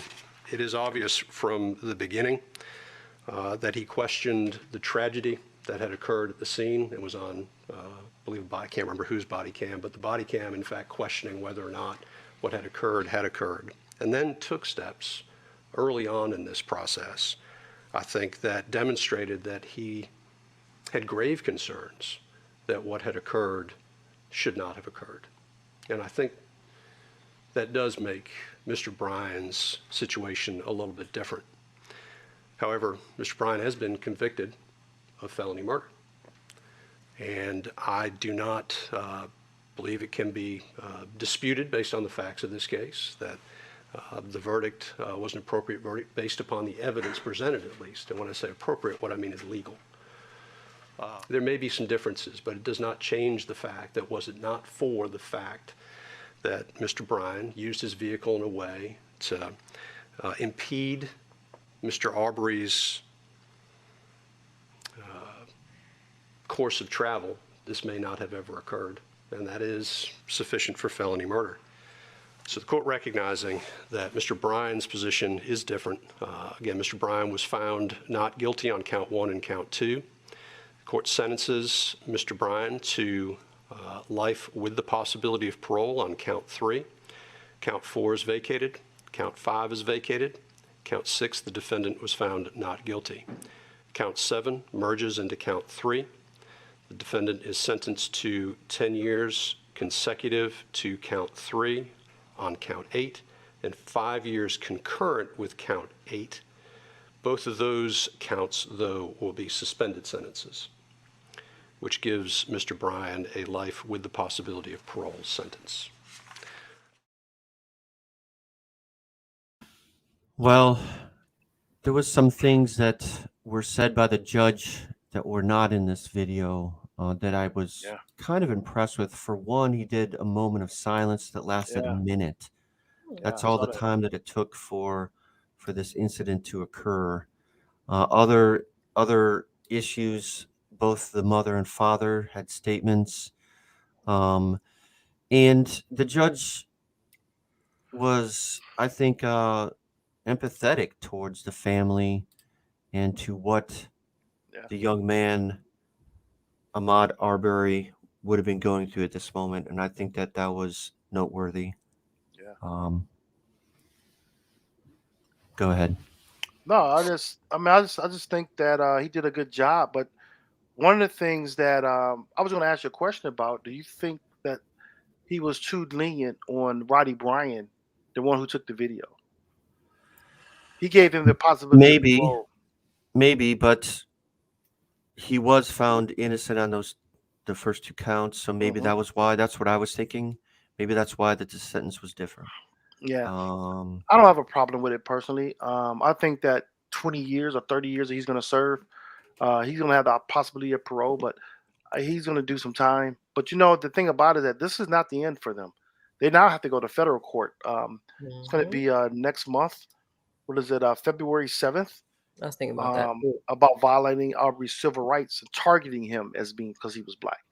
So those are things to look into also. But I think our nation is seeing a pattern here. Yeah, this is what I wanted to ask you about. Say more about that. They're cracking down on these cases now. The thing about it with the Arbery case is there going to be a precedent that's going to be set for these type of discrimination cases because they're lightweight. These are lightweight hate crimes. Like, is there going to be a new like understanding of what citizen arrests mean? Like what? But not just citizen arrests, but hate crimes. This is a hate crimes. Yeah, but that's what they were saying it was. The notion of justices.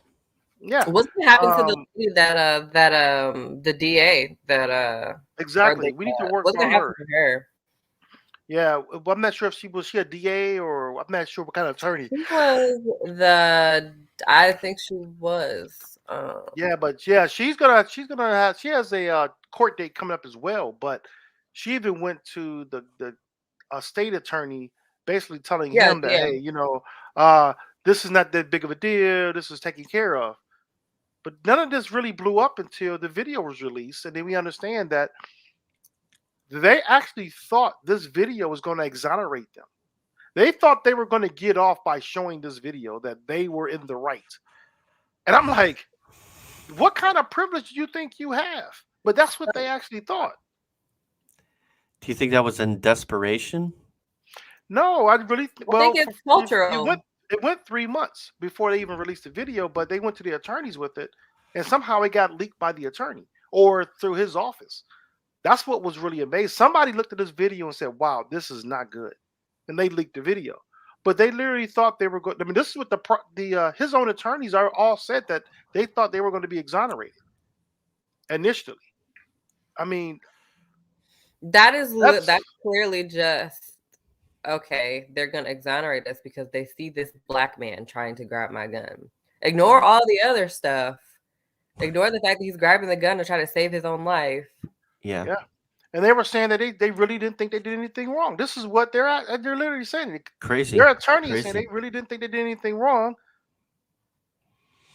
And what was it? Greg McMichael gave Brian's cell phone video to the attorney, to the video of the shooting, to an attorney who leaked it. He believed it was going to exonerate him. That's what the prosecutor said. Yeah. And I'm like, unbelievable. And I think their sentencing would have been less if they had showed some type of remorse. The judge talked about He talked about remorse during that trial before he sentenced them. He talked about remorse. He talked about that they didn't have remorse. And the reason for the remorse that he's pointing out, the lack of remorse, was that after the shooting, they walked away. He laid there bleeding, and they walked away. So that's where his. I think very interesting that statement. hurt. I think the judge, he was impacted by that point right there, because he mentioned it really boldly. They walked away. So I do think justice will serve. Is my thing is that why are we still having these discussions? Why are these things still happening? The other thing though was, if you heard the son's testimony, I was really bad. Oh yeah, he was horrible. I'm just blanking on his name. That's so bad. I'm just thinking of McMichael. The son McMichael. Travis. His testimony was so infuriating to me, because it was like he was pitying himself the entire time. And you can tell like he didn't feel bad for.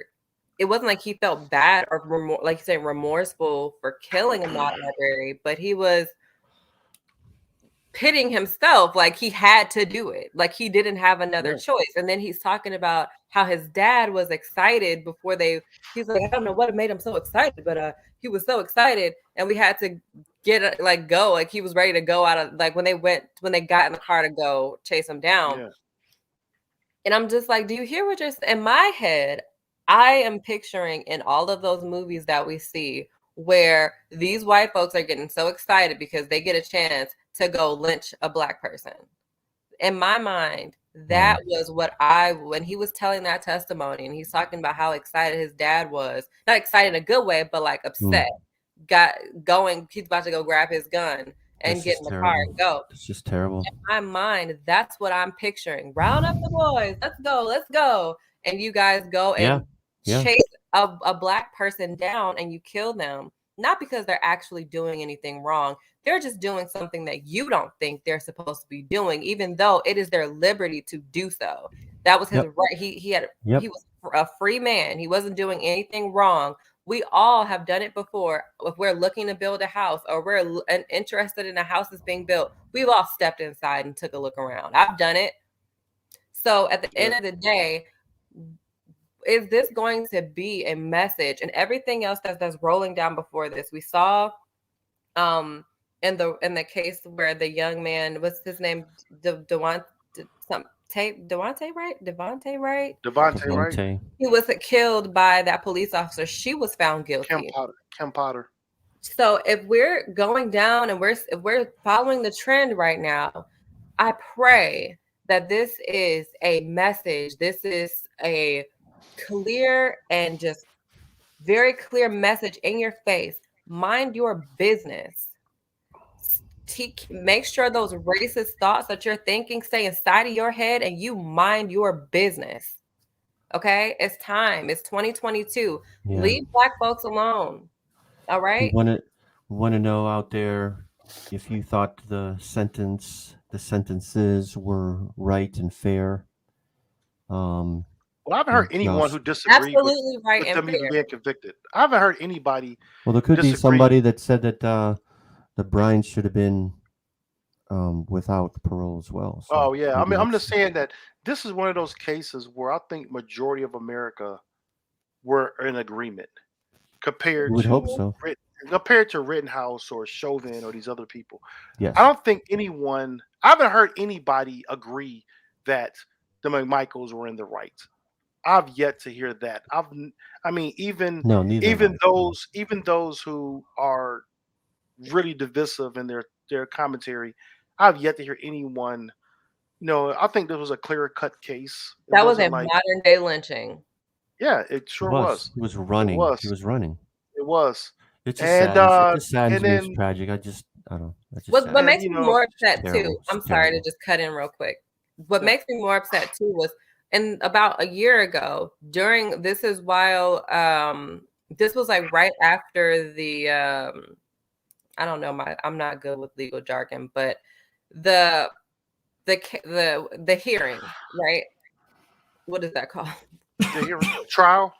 No, before that, when they were making their arguments in the very beginning for the charges. No, okay, well, it was last year. The pre-trial hearing. There's a pre-trial hearing sometimes, or a grand jury hearing. Yeah, it was it's on my page. It was the Ahmaud preliminary hearing. Sorry. The preliminary hearing, you guys. I'm sorry. I'm not good with my. But anyway, soon after that, there was a released video of Ahmaud Arbery being pulled over by the police and being put in handcuffs or harassed by the police for having drugs in his car. The lengths so when you were saying you don't think anyone said that the McMichaels were right, there were people in the shadows, people online still trying to tarnish this young man after he has already passed away, after he was on video being lynched. There were still campaigns to try to destroy this man's legacy. Oh yeah, I'm not disagreeing with that. I'm sorry. Go ahead. I'm saying that video was circulated. I saw it a million times in a short amount of time, And I don't think it was to say, oh, he was always being, harassed by the police. It was to say that he'd had a run-in with officers before. Right. Well, they did it during the trial to make him look bad. But what I'm saying is that after the conviction, I heard no one disagree with the conviction. That's what I meant. Okay. Yeah. All right. Prior to the conviction, yes. But after the conviction and all the evidence was out there, I didn't hear anyone say that was not that was a That they bad were not guilty. decision. That they were not guilty. I just want to. I haven't heard that. I wanted to clarify that. I'm I sorry. mean, this is what they do. If there's a victim, they will try to find anything that said in his past he had drug trouble, or in his past he had an arrest or a run-in with police, or in his past whatever. So you know that. Times. This is not new. We've seen this a million times. Every time. All the way back from what I can remember. I'll tell you the first shooting that I remember and like understood was Michael Brown. Okay. The video, the pictures that were put out of him, and his reputation was being tarnished. And after him, every single black man that was shot by the police, instead of a picture of them being a family man or a picture of them doing good things, they had to bring up their drug past, their criminal history. It was a slaughter of. They were like slaughtering them after they had been slaughtered, and it's just like. But whenever you see a white man or a white boy do a school shooting or something, we're learning Or about rape a woman as a kid and how they were bullied and they have mental health issues. And I understand that that's not what this conversation is about. I'm just putting it out there that this is not new. This is a strategy. This is systemic. This is something that we've seen. This is just the way it is. So Michael Brown in Ferguson. This is the Ferguson incident, 2014. Yeah. Just so we remember our history. Well, look what Urban Meyer just did. They came out with Urban Meyer, from his former teammates, saying that how, in order he had the video of Trayvon Martin, the picture of Trayvon Martin with the hoodie on, saying, we don't allow any hoodies in our facility. But you put that picture up to show hoodies. And how long was he a coach? 25 years? Something like that. And now all this shit has come out? Well, it comes out because you can't. Sooner or later you're going to be exposed. People are tired of being quiet. I know. That's what it is. People are tired of being quiet, man. It's time to move forward. We're tired of the good old boy protect this guy mentality. To keep a job, to keep your position. People are willing to lose what they have to speak out because they're tired of it. When that ex-player, simply watching this game, it was like, you know what? Urban Meyer is a, this, that, and other, Yeah. You didn't hear nobody. Urban Meyer first said it wasn't true. Now he's saying it is true. He admitted it. He finally admits that it happened. There was a regular PowerPoint he will play every year with Trayvon Martin. Jeez. Saying, don't wear hoodies. What were you saying, Brie? I'm so sorry. I got to get this out. I don't know if you guys have been aware over the last week. There was there was a game. Okay. The sports announcer was covering the game-winning shot. I'm trying to find this kid's name. Okay. The sports announcer. This was just this week. I believe it was just this week. This kid, he made the game-winning shot. Yeah. Now, his father is in jail for murder, for shooting someone, okay? Wow. The sports producer says, and just like that, he takes the shot just like his dad in the first time. Yeah. That was an NBA. That was an NBA game. Yeah. An NBA game? Well, the thing about it, it was a misinterpretation. The player.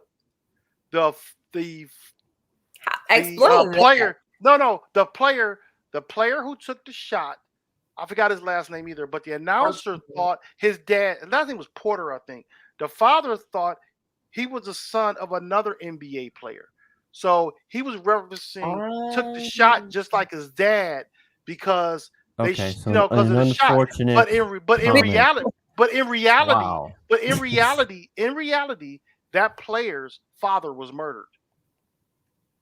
And that announcer didn't know. He said, like his dad, pulled that trigger right at the right time. That's what they call it when people make a shot. When people make a long distance shot, when Reggie Miller makes a shot from 3-point, they say he pulled the trigger, hit the 3. That's a common reference. He thought that was. Well, I'm trying to tell you what happened. Sorry. Yeah, I think that. But I mean, okay. So this is Because an example Bria, of a. what I'm saying is that it's a phrase that is commonly used in basketball. Pull the trigger, take the shot. He took the shot. He fired the shot. Those are terms in basketball for shooting a long distance shot.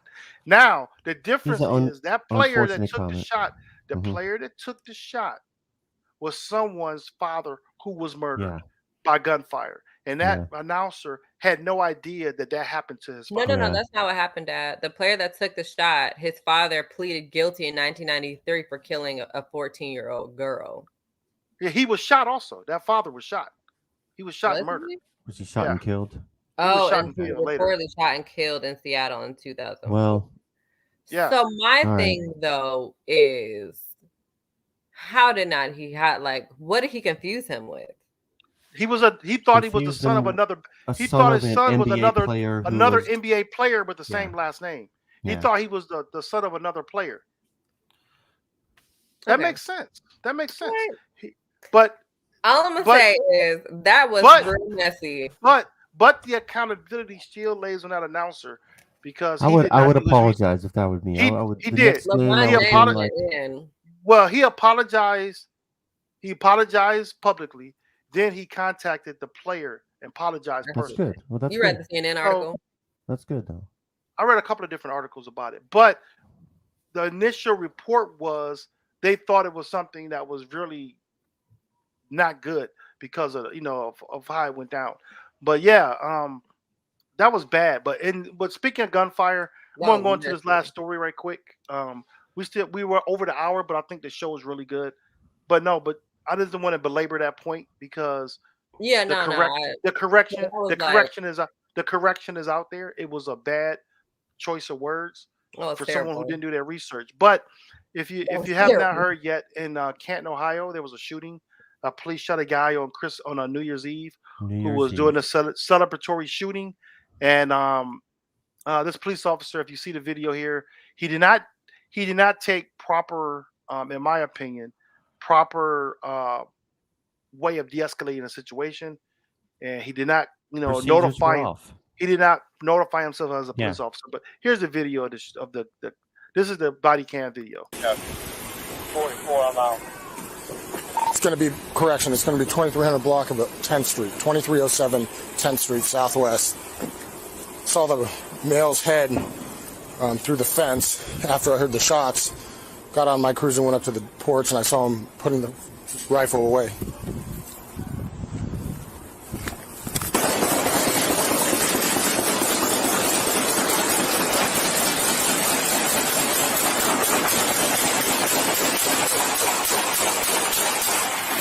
Shots fired! Shots fired! Police! Get down now! Police! Get down now! Can't come. Shots fired. Send us everybody.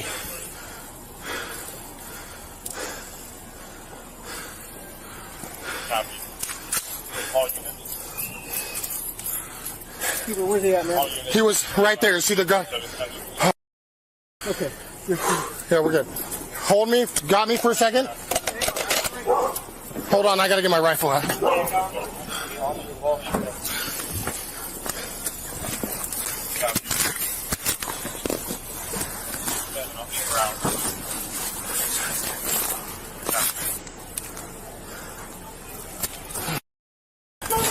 Show me your hands! Hey, we got kids inside. Okay.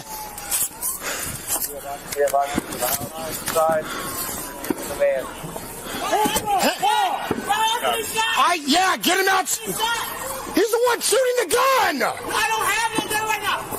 Everybody out of the house now. Get everyone out. Everybody out. All the kids out now.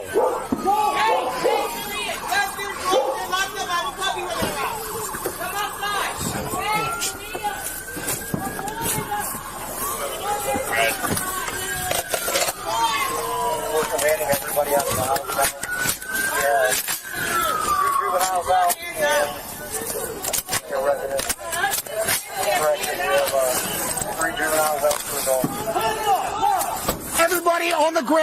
Let's go. Out here on the sidewalk, on the ground.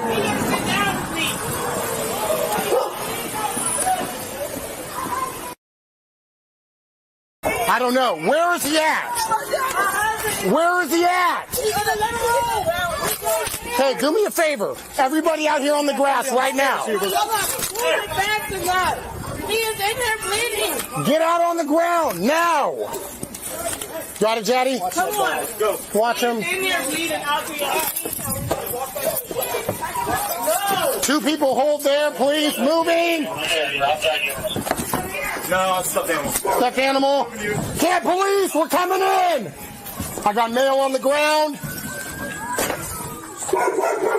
Hey, so look at Sarah. I got the stairs. I got the stairs. Where's he shot? In the chest. Got 5. Hey, check police. Got multiple firearms here.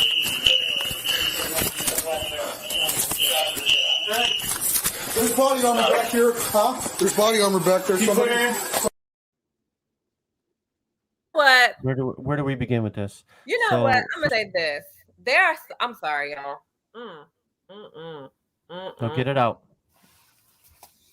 Y'all I mean, first of all, really slapping badges on complete imbeciles because you don't learn that in training. You don't shoot through a fence. he didn't say police until after he had shot. Nothing.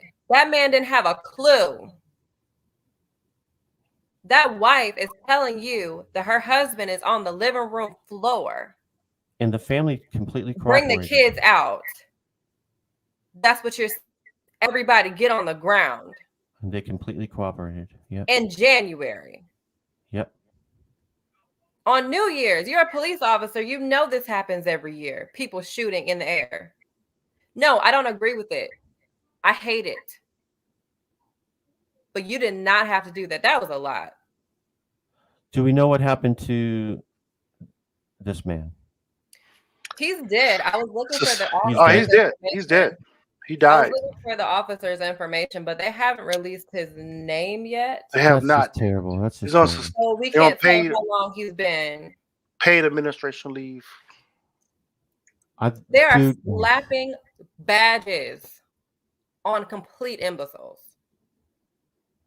Not we see firearms and body armor so what? in It's this not man's illegal. house.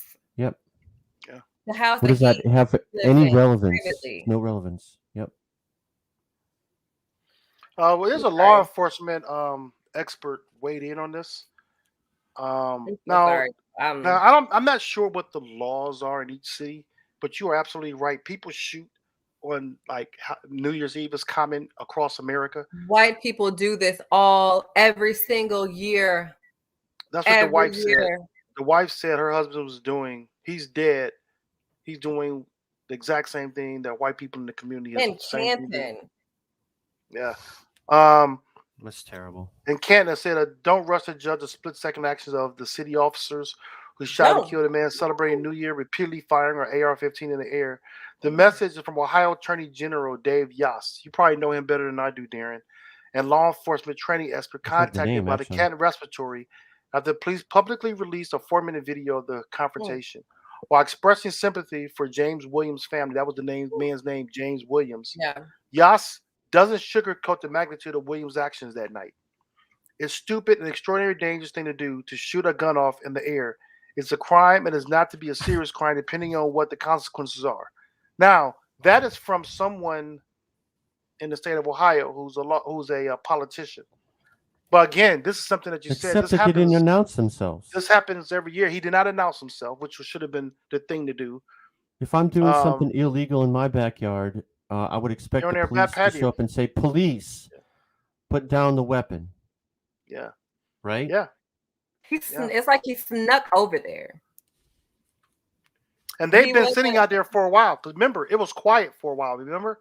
He said, "I saw him put the gun down." Mm-hmm. So why didn't they say something then? Yeah. Now he goes and shoots the gun off again, celebrating. shoot the gun Through off again. the fence, And you guys. he had no idea if it was kids behind that fence or anything. He has no idea when that Could have been a officer shot that gun. 12-year-old shooting. There has to be some accountability on this. They need to stop slapping these badges on these officers after what, a 6-week training? Yeah. Is it about 6? How many weeks is in police academy? They need to stop slapping these badges More on than these that, right? people who Hopefully. don't need badges on them. Is that a That minor? man needs to be working a freaking cash register in Walmart. Is that a misdemeanor or a felony to shoot within city limits? In that situation, is that Depends a on the fearing for city. his It depends life. on the city. Huh? He wasn't It fearing for depends on his the city. life. No, Sorry. no. You're right. The police officer did not fear for his life, but yet he claimed that. By the way, he did claim that. How? He was firing in the air. He claimed that though. They claim he We feared. saw that the his- bullets going. We saw them going in the air. I'm just telling you what I read earlier. Yeah, that I'm he sorry. did say he I feared for his just life. I'm trying to Yes, find it it's now. harder to become a cosmetologist and do hair than it is to become an officer. Thank you, Joe. Thank you. There was just there was a story about this that I saw. They compare the hours of being cosmetologist to the hours that it takes to become a police officer. Well, one of the memes that I've seen over the past year or so or longer is that the different countries' requirements in general and training of their police officers. So it's pretty striking. In And that's something that we don't talk about enough. That could have been 2 people dead. That could have been 2 people dead. The mother was standing a foot or 2 from her husband when he got shot. That could have been 2 people dead. Could you imagine? Could you Fire, imagine 5 shots? finally making it through 2021 and 2020, these hard, ridiculous, tumultuous years? Could you imagine finally crossing over into 2022 and watching your life partner drop to the ground because he's been shot by on some a holiday. police So officer? every New Year's Eve, that spouse, those children are gonna remember that. You and hear the children relive that. crying. Yep. New Year's will You're never be the yelling same at them, for them. telling them to get on the ground. Yeah. So And that was the wife's AR-15, by the way, that he was shooting. That was the wife's gun that he was shooting. I mean, it's sad that, and not only that, he yelled out shots fired after the fact. That's ridiculous. That's after the fact. You didn't identify yourself, didn't do anything. I'm trying to find some more information. And here come the people. I'm telling you right now, people are going to come in the comments talking about, but he was shooting a gun in the air. He had a gun and he was shooting. I'm telling you, that's what's coming from the people specifically that comment on your post. This is what I observe every time something like this happens. Is like, even if they're doing something wrong, did it warrant this? That's the question. That's the question in my mind. It's like, oh, you're drunk in the street. Oh, we could shoot you. Or you stole $10 from the convenience store. We can shoot you. Crazy. You use a counterfeit $20 bill. You use a counterfeit $20 bill. We could shoot you. You're shooting a gun in your own backyard. We can shoot you. That's what I'm saying. It's not like he's in the street. I don't agree with it. I hate the gunshots. I hate it when people do that on New Year's. It absolutely drives me nuts. I've never done that. When we talked to people on the phone on New Year's, when we were saying Happy New Year's I only talked to 2 people. Right after New Year's, y'all, I went to bed. Okay, I was done. I went to bed at 12:01. But what I will say is, when the ball dropped, all of us were on the floor. That's just the reality. We're on the floor. I don't remember a New Year's where I wasn't on the floor, because people are crazy and they're shooting those guns into the air. I hate it. But what I don't believe is that this man on his private property behind a wooded gate shooting his AR-15 into the air deserved to be shot without any notice, without any warning, without any type of way to correct his actions before losing his life. Yeah. That right there, that's a crime. Yeah. What if he was shooting his gun because he was being attacked by someone else? You know what I'm saying? Regardless of the case, he's dead, and the cops have no reason. Stand your ground. They had no idea. They had no idea why the man was shot. I mean, why the man was shooting his gun. They have no idea. They don't know what was going on behind that gate. Nothing. They don't have no idea. And they're shooting through the gate. The man's intentions were not to be malicious. He knew that man's intentions were not to hurt anybody, because he said, "I saw his head, I saw the gun," and he put the gun away. You knew what he was doing. It's 12:07. 12:07 on New Year's. It's 7 minutes after the New Year. You know what's going on. Yeah. You're a grown man. And that wasn't the only shots he I heard can't that believe night that either. this police It ain't the only officer shot is he heard that night. experienced at all. Huh? I don't think that this police officer doesn't strike me as someone that is experienced at all. No, it sounds like This he's person is happy he not got a gun and a experienced. badge. Yeah. Well, I'm sure we're gonna find some interesting things when we find out who this Oh, officer was. I cannot wait. Yeah. Well, let's But, follow up on this next go on. week. Let's follow up on this next week. Let's Yeah. make a note of this, and we will visit this. I'm Okay. sorry. To go out y'all. on a That happier, really to go on caught a me off. happier note, to go on a sort of a bittersweet but happier note. We lost two legends this week, Betty White and Sidney Poitier. So I want to go just close out with that. This is a video of honoring Sidney Poitier and I think we have another video here with Betty White.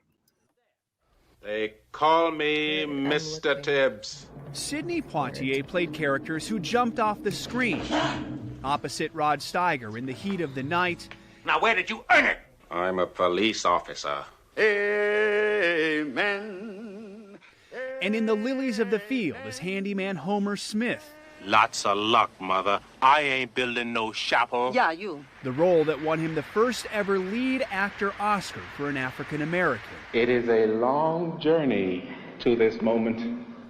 Raised in the Bahamas, he'd moved to Harlem as a teenager and endured the usual hardscrabble climb to an actor's life.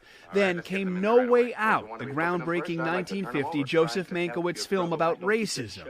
You watch yourself, black boy. Watch how you talk to me. Just shut up. Poitier played a doctor. In a performance so powerful, the film was credited with ending British colonial rule in the Bahamas. In the intense 22-year-old performer, Hollywood had its first African-American screen star. Why you black? Go ahead and say it. A first he would later point out that was too long in coming. If we are 40 million Americans, we certainly ought to have more than one movie star. Maybe I'll get down on my black knees. But he wasn't just a movie star. He was the embodiment of a proud and dignified black point of view in the American conversation about race that accelerated along with the civil rights movement. In '67, he reached Hollywood's mountaintop, its top-earning leading man as Virgil Tibbs, righteous enough to slap in return the white politician who'd slapped him. There was a time when I could have had you shot. And in Guess Who's Coming to Dinner is Dr. John Prentice, half of an interracial couple, telling his disapproving father times have changed. I'm your son. I love you. But you think of yourself as a colored man. I think of myself as a man. In the 70s, he moved from acting to directing. Some critics said he played the same role too many times. Okay, let's get out of here. And as a director, he was a moneymaker with hits like Stir Crazy and his buddy movies with Bill Cosby.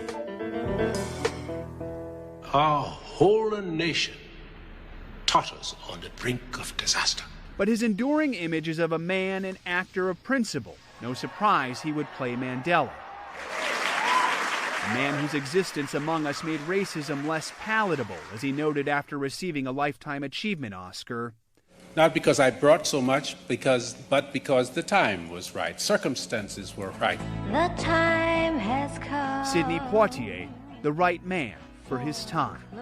Joe Fryer, NBC News. To serve with love. So interesting. I mean, I don't know if there was I don't think there still is someone that's been so with such transformative roles, with such important roles. Well, I think the next guy you will put in that level would be Denzel Washington right now. Denzel said he's still trying to catch up to Poitier, but Denzel is what you will call the pinnacle of a black actor right now. He is, but you look at the kind of roles that Poitier played. Yeah. Just in that 3 minutes that they were talking about, it's like, wow. Not just in the heat of the night. It's like every one of them were right there. I mean, right at the center of the debate. Right. I agree. Well, during that time, also, you got to look at the time that he came up with his movies was in the 60s that are right in the midst of the civil rights movement. But you look at also from a person like Sidney Poitier, who, because I'm only taking this perspective because I heard my pastor say it. my pastor, who's a Jamaican, he's from Jamaica, and he said he understands the plight of African American men here in our country, but he doesn't understand their pain. It was probably easy for Sidney Poitier to do his roles with a certain amount of confidence that other actors didn't, because you think he was the first black man to get that Oscar, and he wasn't even African American. He did it with a different type of confidence, a different perspective, a different approach to it, where maybe another actor during that same era had uh, a some precautions of how he went about it because of the lack of confidence That's in probably these very roles. true. Yeah. And like my pastor says that, when we talk about Martin Luther King Day, he does this, we do a sermon. He has a sermon about Martin Luther King, but he'll tell you, I don't understand that pain as my black brothers and sisters that was born right here in this country. Yeah. He sees No, it. that's probably a good point. He's experienced it himself Mhm. here, but it's a different feeling It's a when different you're born into perspective. it. Yeah. Yeah. So I applaud Sidney Poitier and his approach to doing it. He was the man. He was the person that could do what he did at that time. And I think because of his background and his approach to being an American here, he had that. It was the right time for Well him. said. Well said. Yeah. friend. But also we have another I fabulous person. Go ahead, Bria. was gonna say, so I'm 26, and I've always known of Sidney Poitier, but I honestly have never. I think I've seen one of his movies. This makes me want to go watch all of them. I had never. I mean, my aunt Jackie, who lives in Columbus, she loves older movies. So whenever you go over there, she has a black and white on or something like that. So I've seen one at her house. And other than that, I've never seen a movie by Sidney Poitier, but I've always heard of him. I always knew because I'm black. So, are great actors. And yeah, when you say Denzel Washington, or when you say Sidney Poitier, you know that you're going to hear Denzel Washington somewhere in there when you're naming your actors. So, yeah. I Yeah, don't mean yeah, to put yeah. down Denzel. I mean, but he's maybe not in the same category, maybe not in the same, at the same level, but they're in the same category. He's always been that actor. He's as that big of took a that star, but as far as important roles is what I'm talking about, I guess. So go ahead. You don't think so? You I ever was see like, black Glory? people, when I hear Did black you ever see people- Glory? Did you ever see Glory? Glory, I love Glory. Yeah. Yeah, I mean that was a pivotal role. From Glory, he played Malcolm X.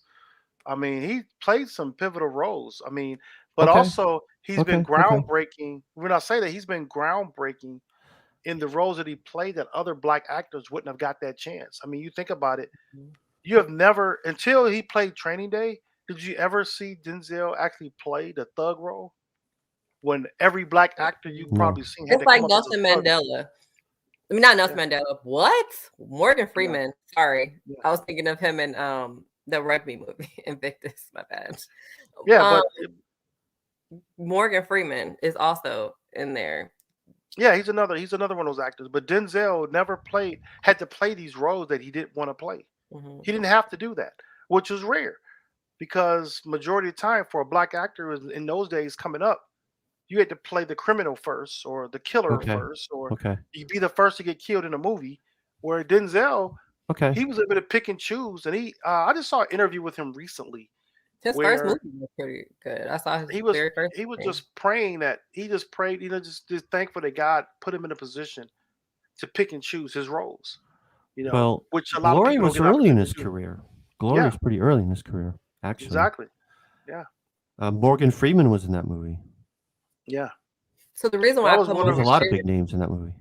The reason why I put Morgan Freeman in there is because when you think of Morgan Freeman, you think of these high status, you think of these roles where he's not a normal person in the movies that he plays. He's got some sort of like a high.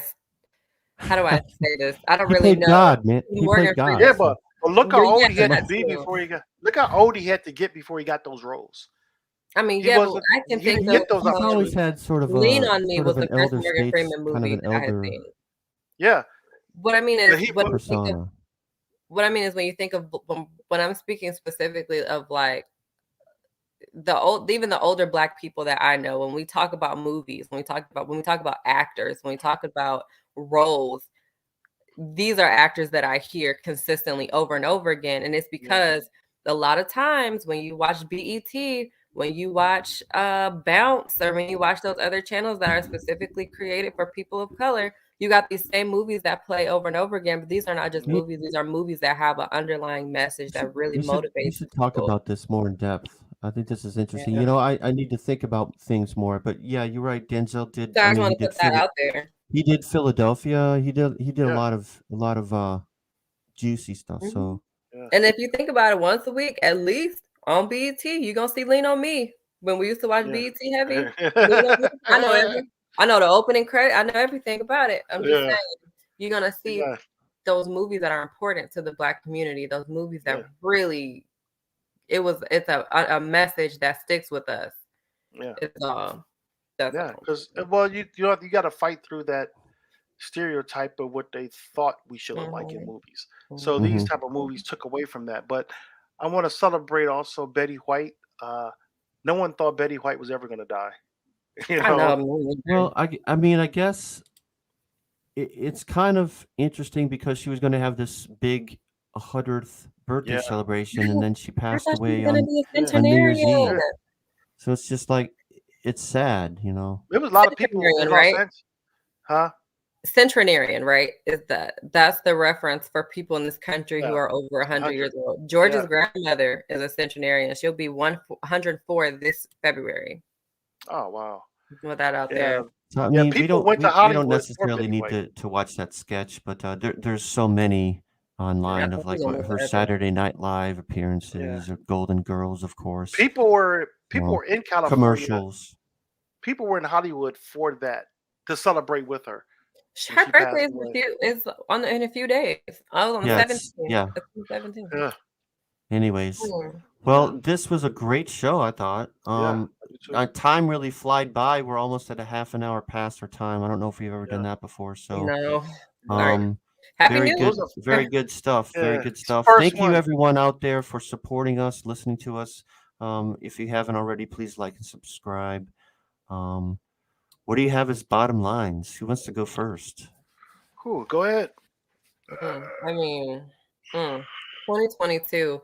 I don't know, y'all. That body cam footage took me out. 2022. I am, my bottom line, just in the first month of this year, let's try to have a good year. Let's try to move past all of the nonsense. Like, please, I just can't take another year of watching senseless acts of violence kind of just take over the entire year. It's draining. It's physically painful to see. So I'm just hoping that in 2022 we can just move past the BS in politics. We can move past, I mean, literally, that the rate we're going, Don't Look Up is a real thing. Like, that movie is a real thing. Yeah, that's something we could talk about. I actually watched that. I'm sorry to interrupt. No, I actually watched it. I don't typically watch things that are like viral things. It's like, but I did watch that because I just wanted to see it, and I didn't know if I would last through the whole thing, but I did. So yeah, no, I think stay up late. had all those. I think it was a message. They were sending a message. Netflix wouldn't have got all those A-list actors if they weren't trying to get a bunch of people to watch and get this message. And the truth is, they probably made that movie. They said, what can we think of that's worse than what's happening now? And that would probably be a meteor hitting Earth. Yep. And at the rate that are going with politics, even if a meteor was hitting Earth, they wouldn't believe it. America would still cause everybody to die. Yep. And you for sure bet your elitists are going to be on a shuttle up out of here to the next Earth, which is why we have, all these new Earth planets being revealed. They just revealed that's why they're practicing out these rockets. Elon Musk and Jeff Bezos and what's the guy, Richard Branson. The future. Yeah, Mm. they're getting them ready. They're getting them ready. So Proxima, what is it? Proxima 6.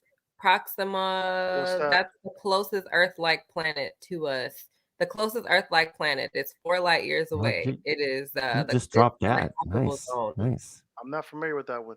What's your bottom But line, it, Darren? Good jet. yeah, sorry. Good Oh no, no problem. good drop there, Bria. Well, I mean, every year at the end of the year we look back at the year, we look forward to the next year. I think 2021 was different for me. It felt like we were trying to catch our breath from 2020.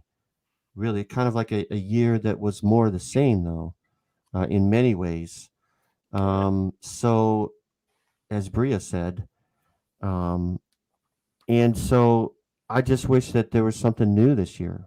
Like I wish that this is, and that it's positive new, that maybe just a little bit we can come together more, because we were going to talk about America divided, and are we hopelessly divided? Hopefully not.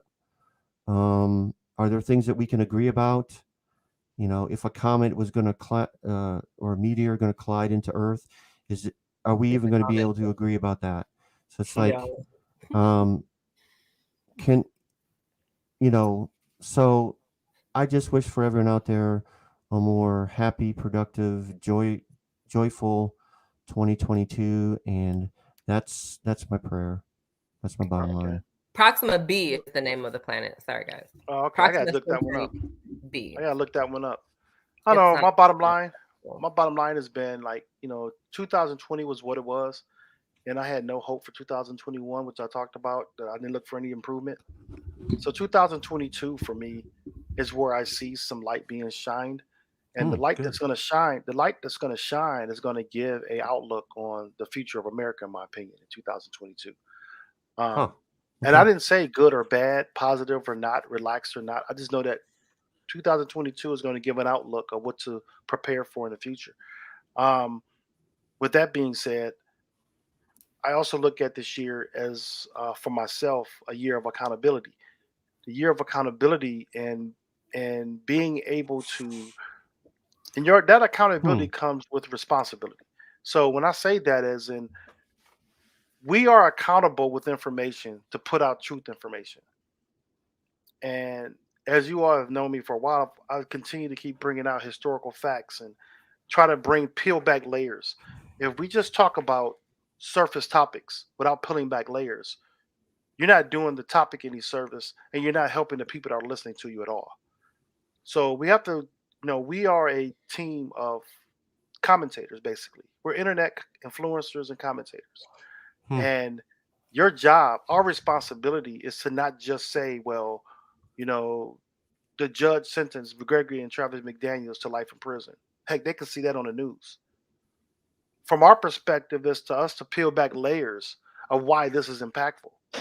Peel back layers, and so what does that mean for that community that they live in? To peel back the layers of what is going to be set by the precedent of these people getting life in prison when we don't see that happening on a regular basis. Like I said, they resent my example of the McMichaels would be the killers of Emmett Till, which they thought they were going to get away with it. They acted like they were going to get away with it. They walked with this sense of privilege that I got this connection to the government who's going to have my back. You know what I'm saying? He went to a person who he thought that had his back, and which she did. And then when she went to another colleague who had her back to say, well, this is going to be okay. We could just sweep this under the rug. We have to peel back those layers because mainstream media is not going to always peel it back. So that's our role. We're not the only ones out there on social media that's doing these things. But when we start bringing up articles and we start tossing back ideas for our show, let's start giving some insight on what are we going to talk about. Let's just not throw the topic up there. Let's talk about it. Let's peel it back and what makes this a story. And I think we are talented enough people to do that. And so, well said. I wouldn't be saying this. I would have said it off the air, but I'm saying it on the air because now it makes us accountable because we put it out in the atmosphere like this. Very well that's said, my bottom boss. line. We'll try to do that, right, Bria? Yeah. So I go ahead. I gotta tone it down a little bit. I know I get a little passionate. No, but that's good. I think we need more passion, honestly. I mean, These are Even real. more, We are even real more people. passion. Yeah, we're real people with real feelings, and excuse me. I mean that's why we have to look at both sides of the picture. When you look at emotion and feelings, not just our own, but even those that we oppose, they have a real feeling, whether it's a misinformed feeling or Yeah. a cultural conditioned feeling from hereditary, Yeah. whatever. But it's real, Mhm. and so we have Mhm. to face those and try to bring those two feelings together to make Yeah. one common ground to understand each other. So anyway, thankful for y'all, and All right, I'm looking friends. forward to a blessed 2022. Yeah. Let's hit it. All Okay. right. Peace, everyone. Take care of yourselves. Yeah. Going to the outro.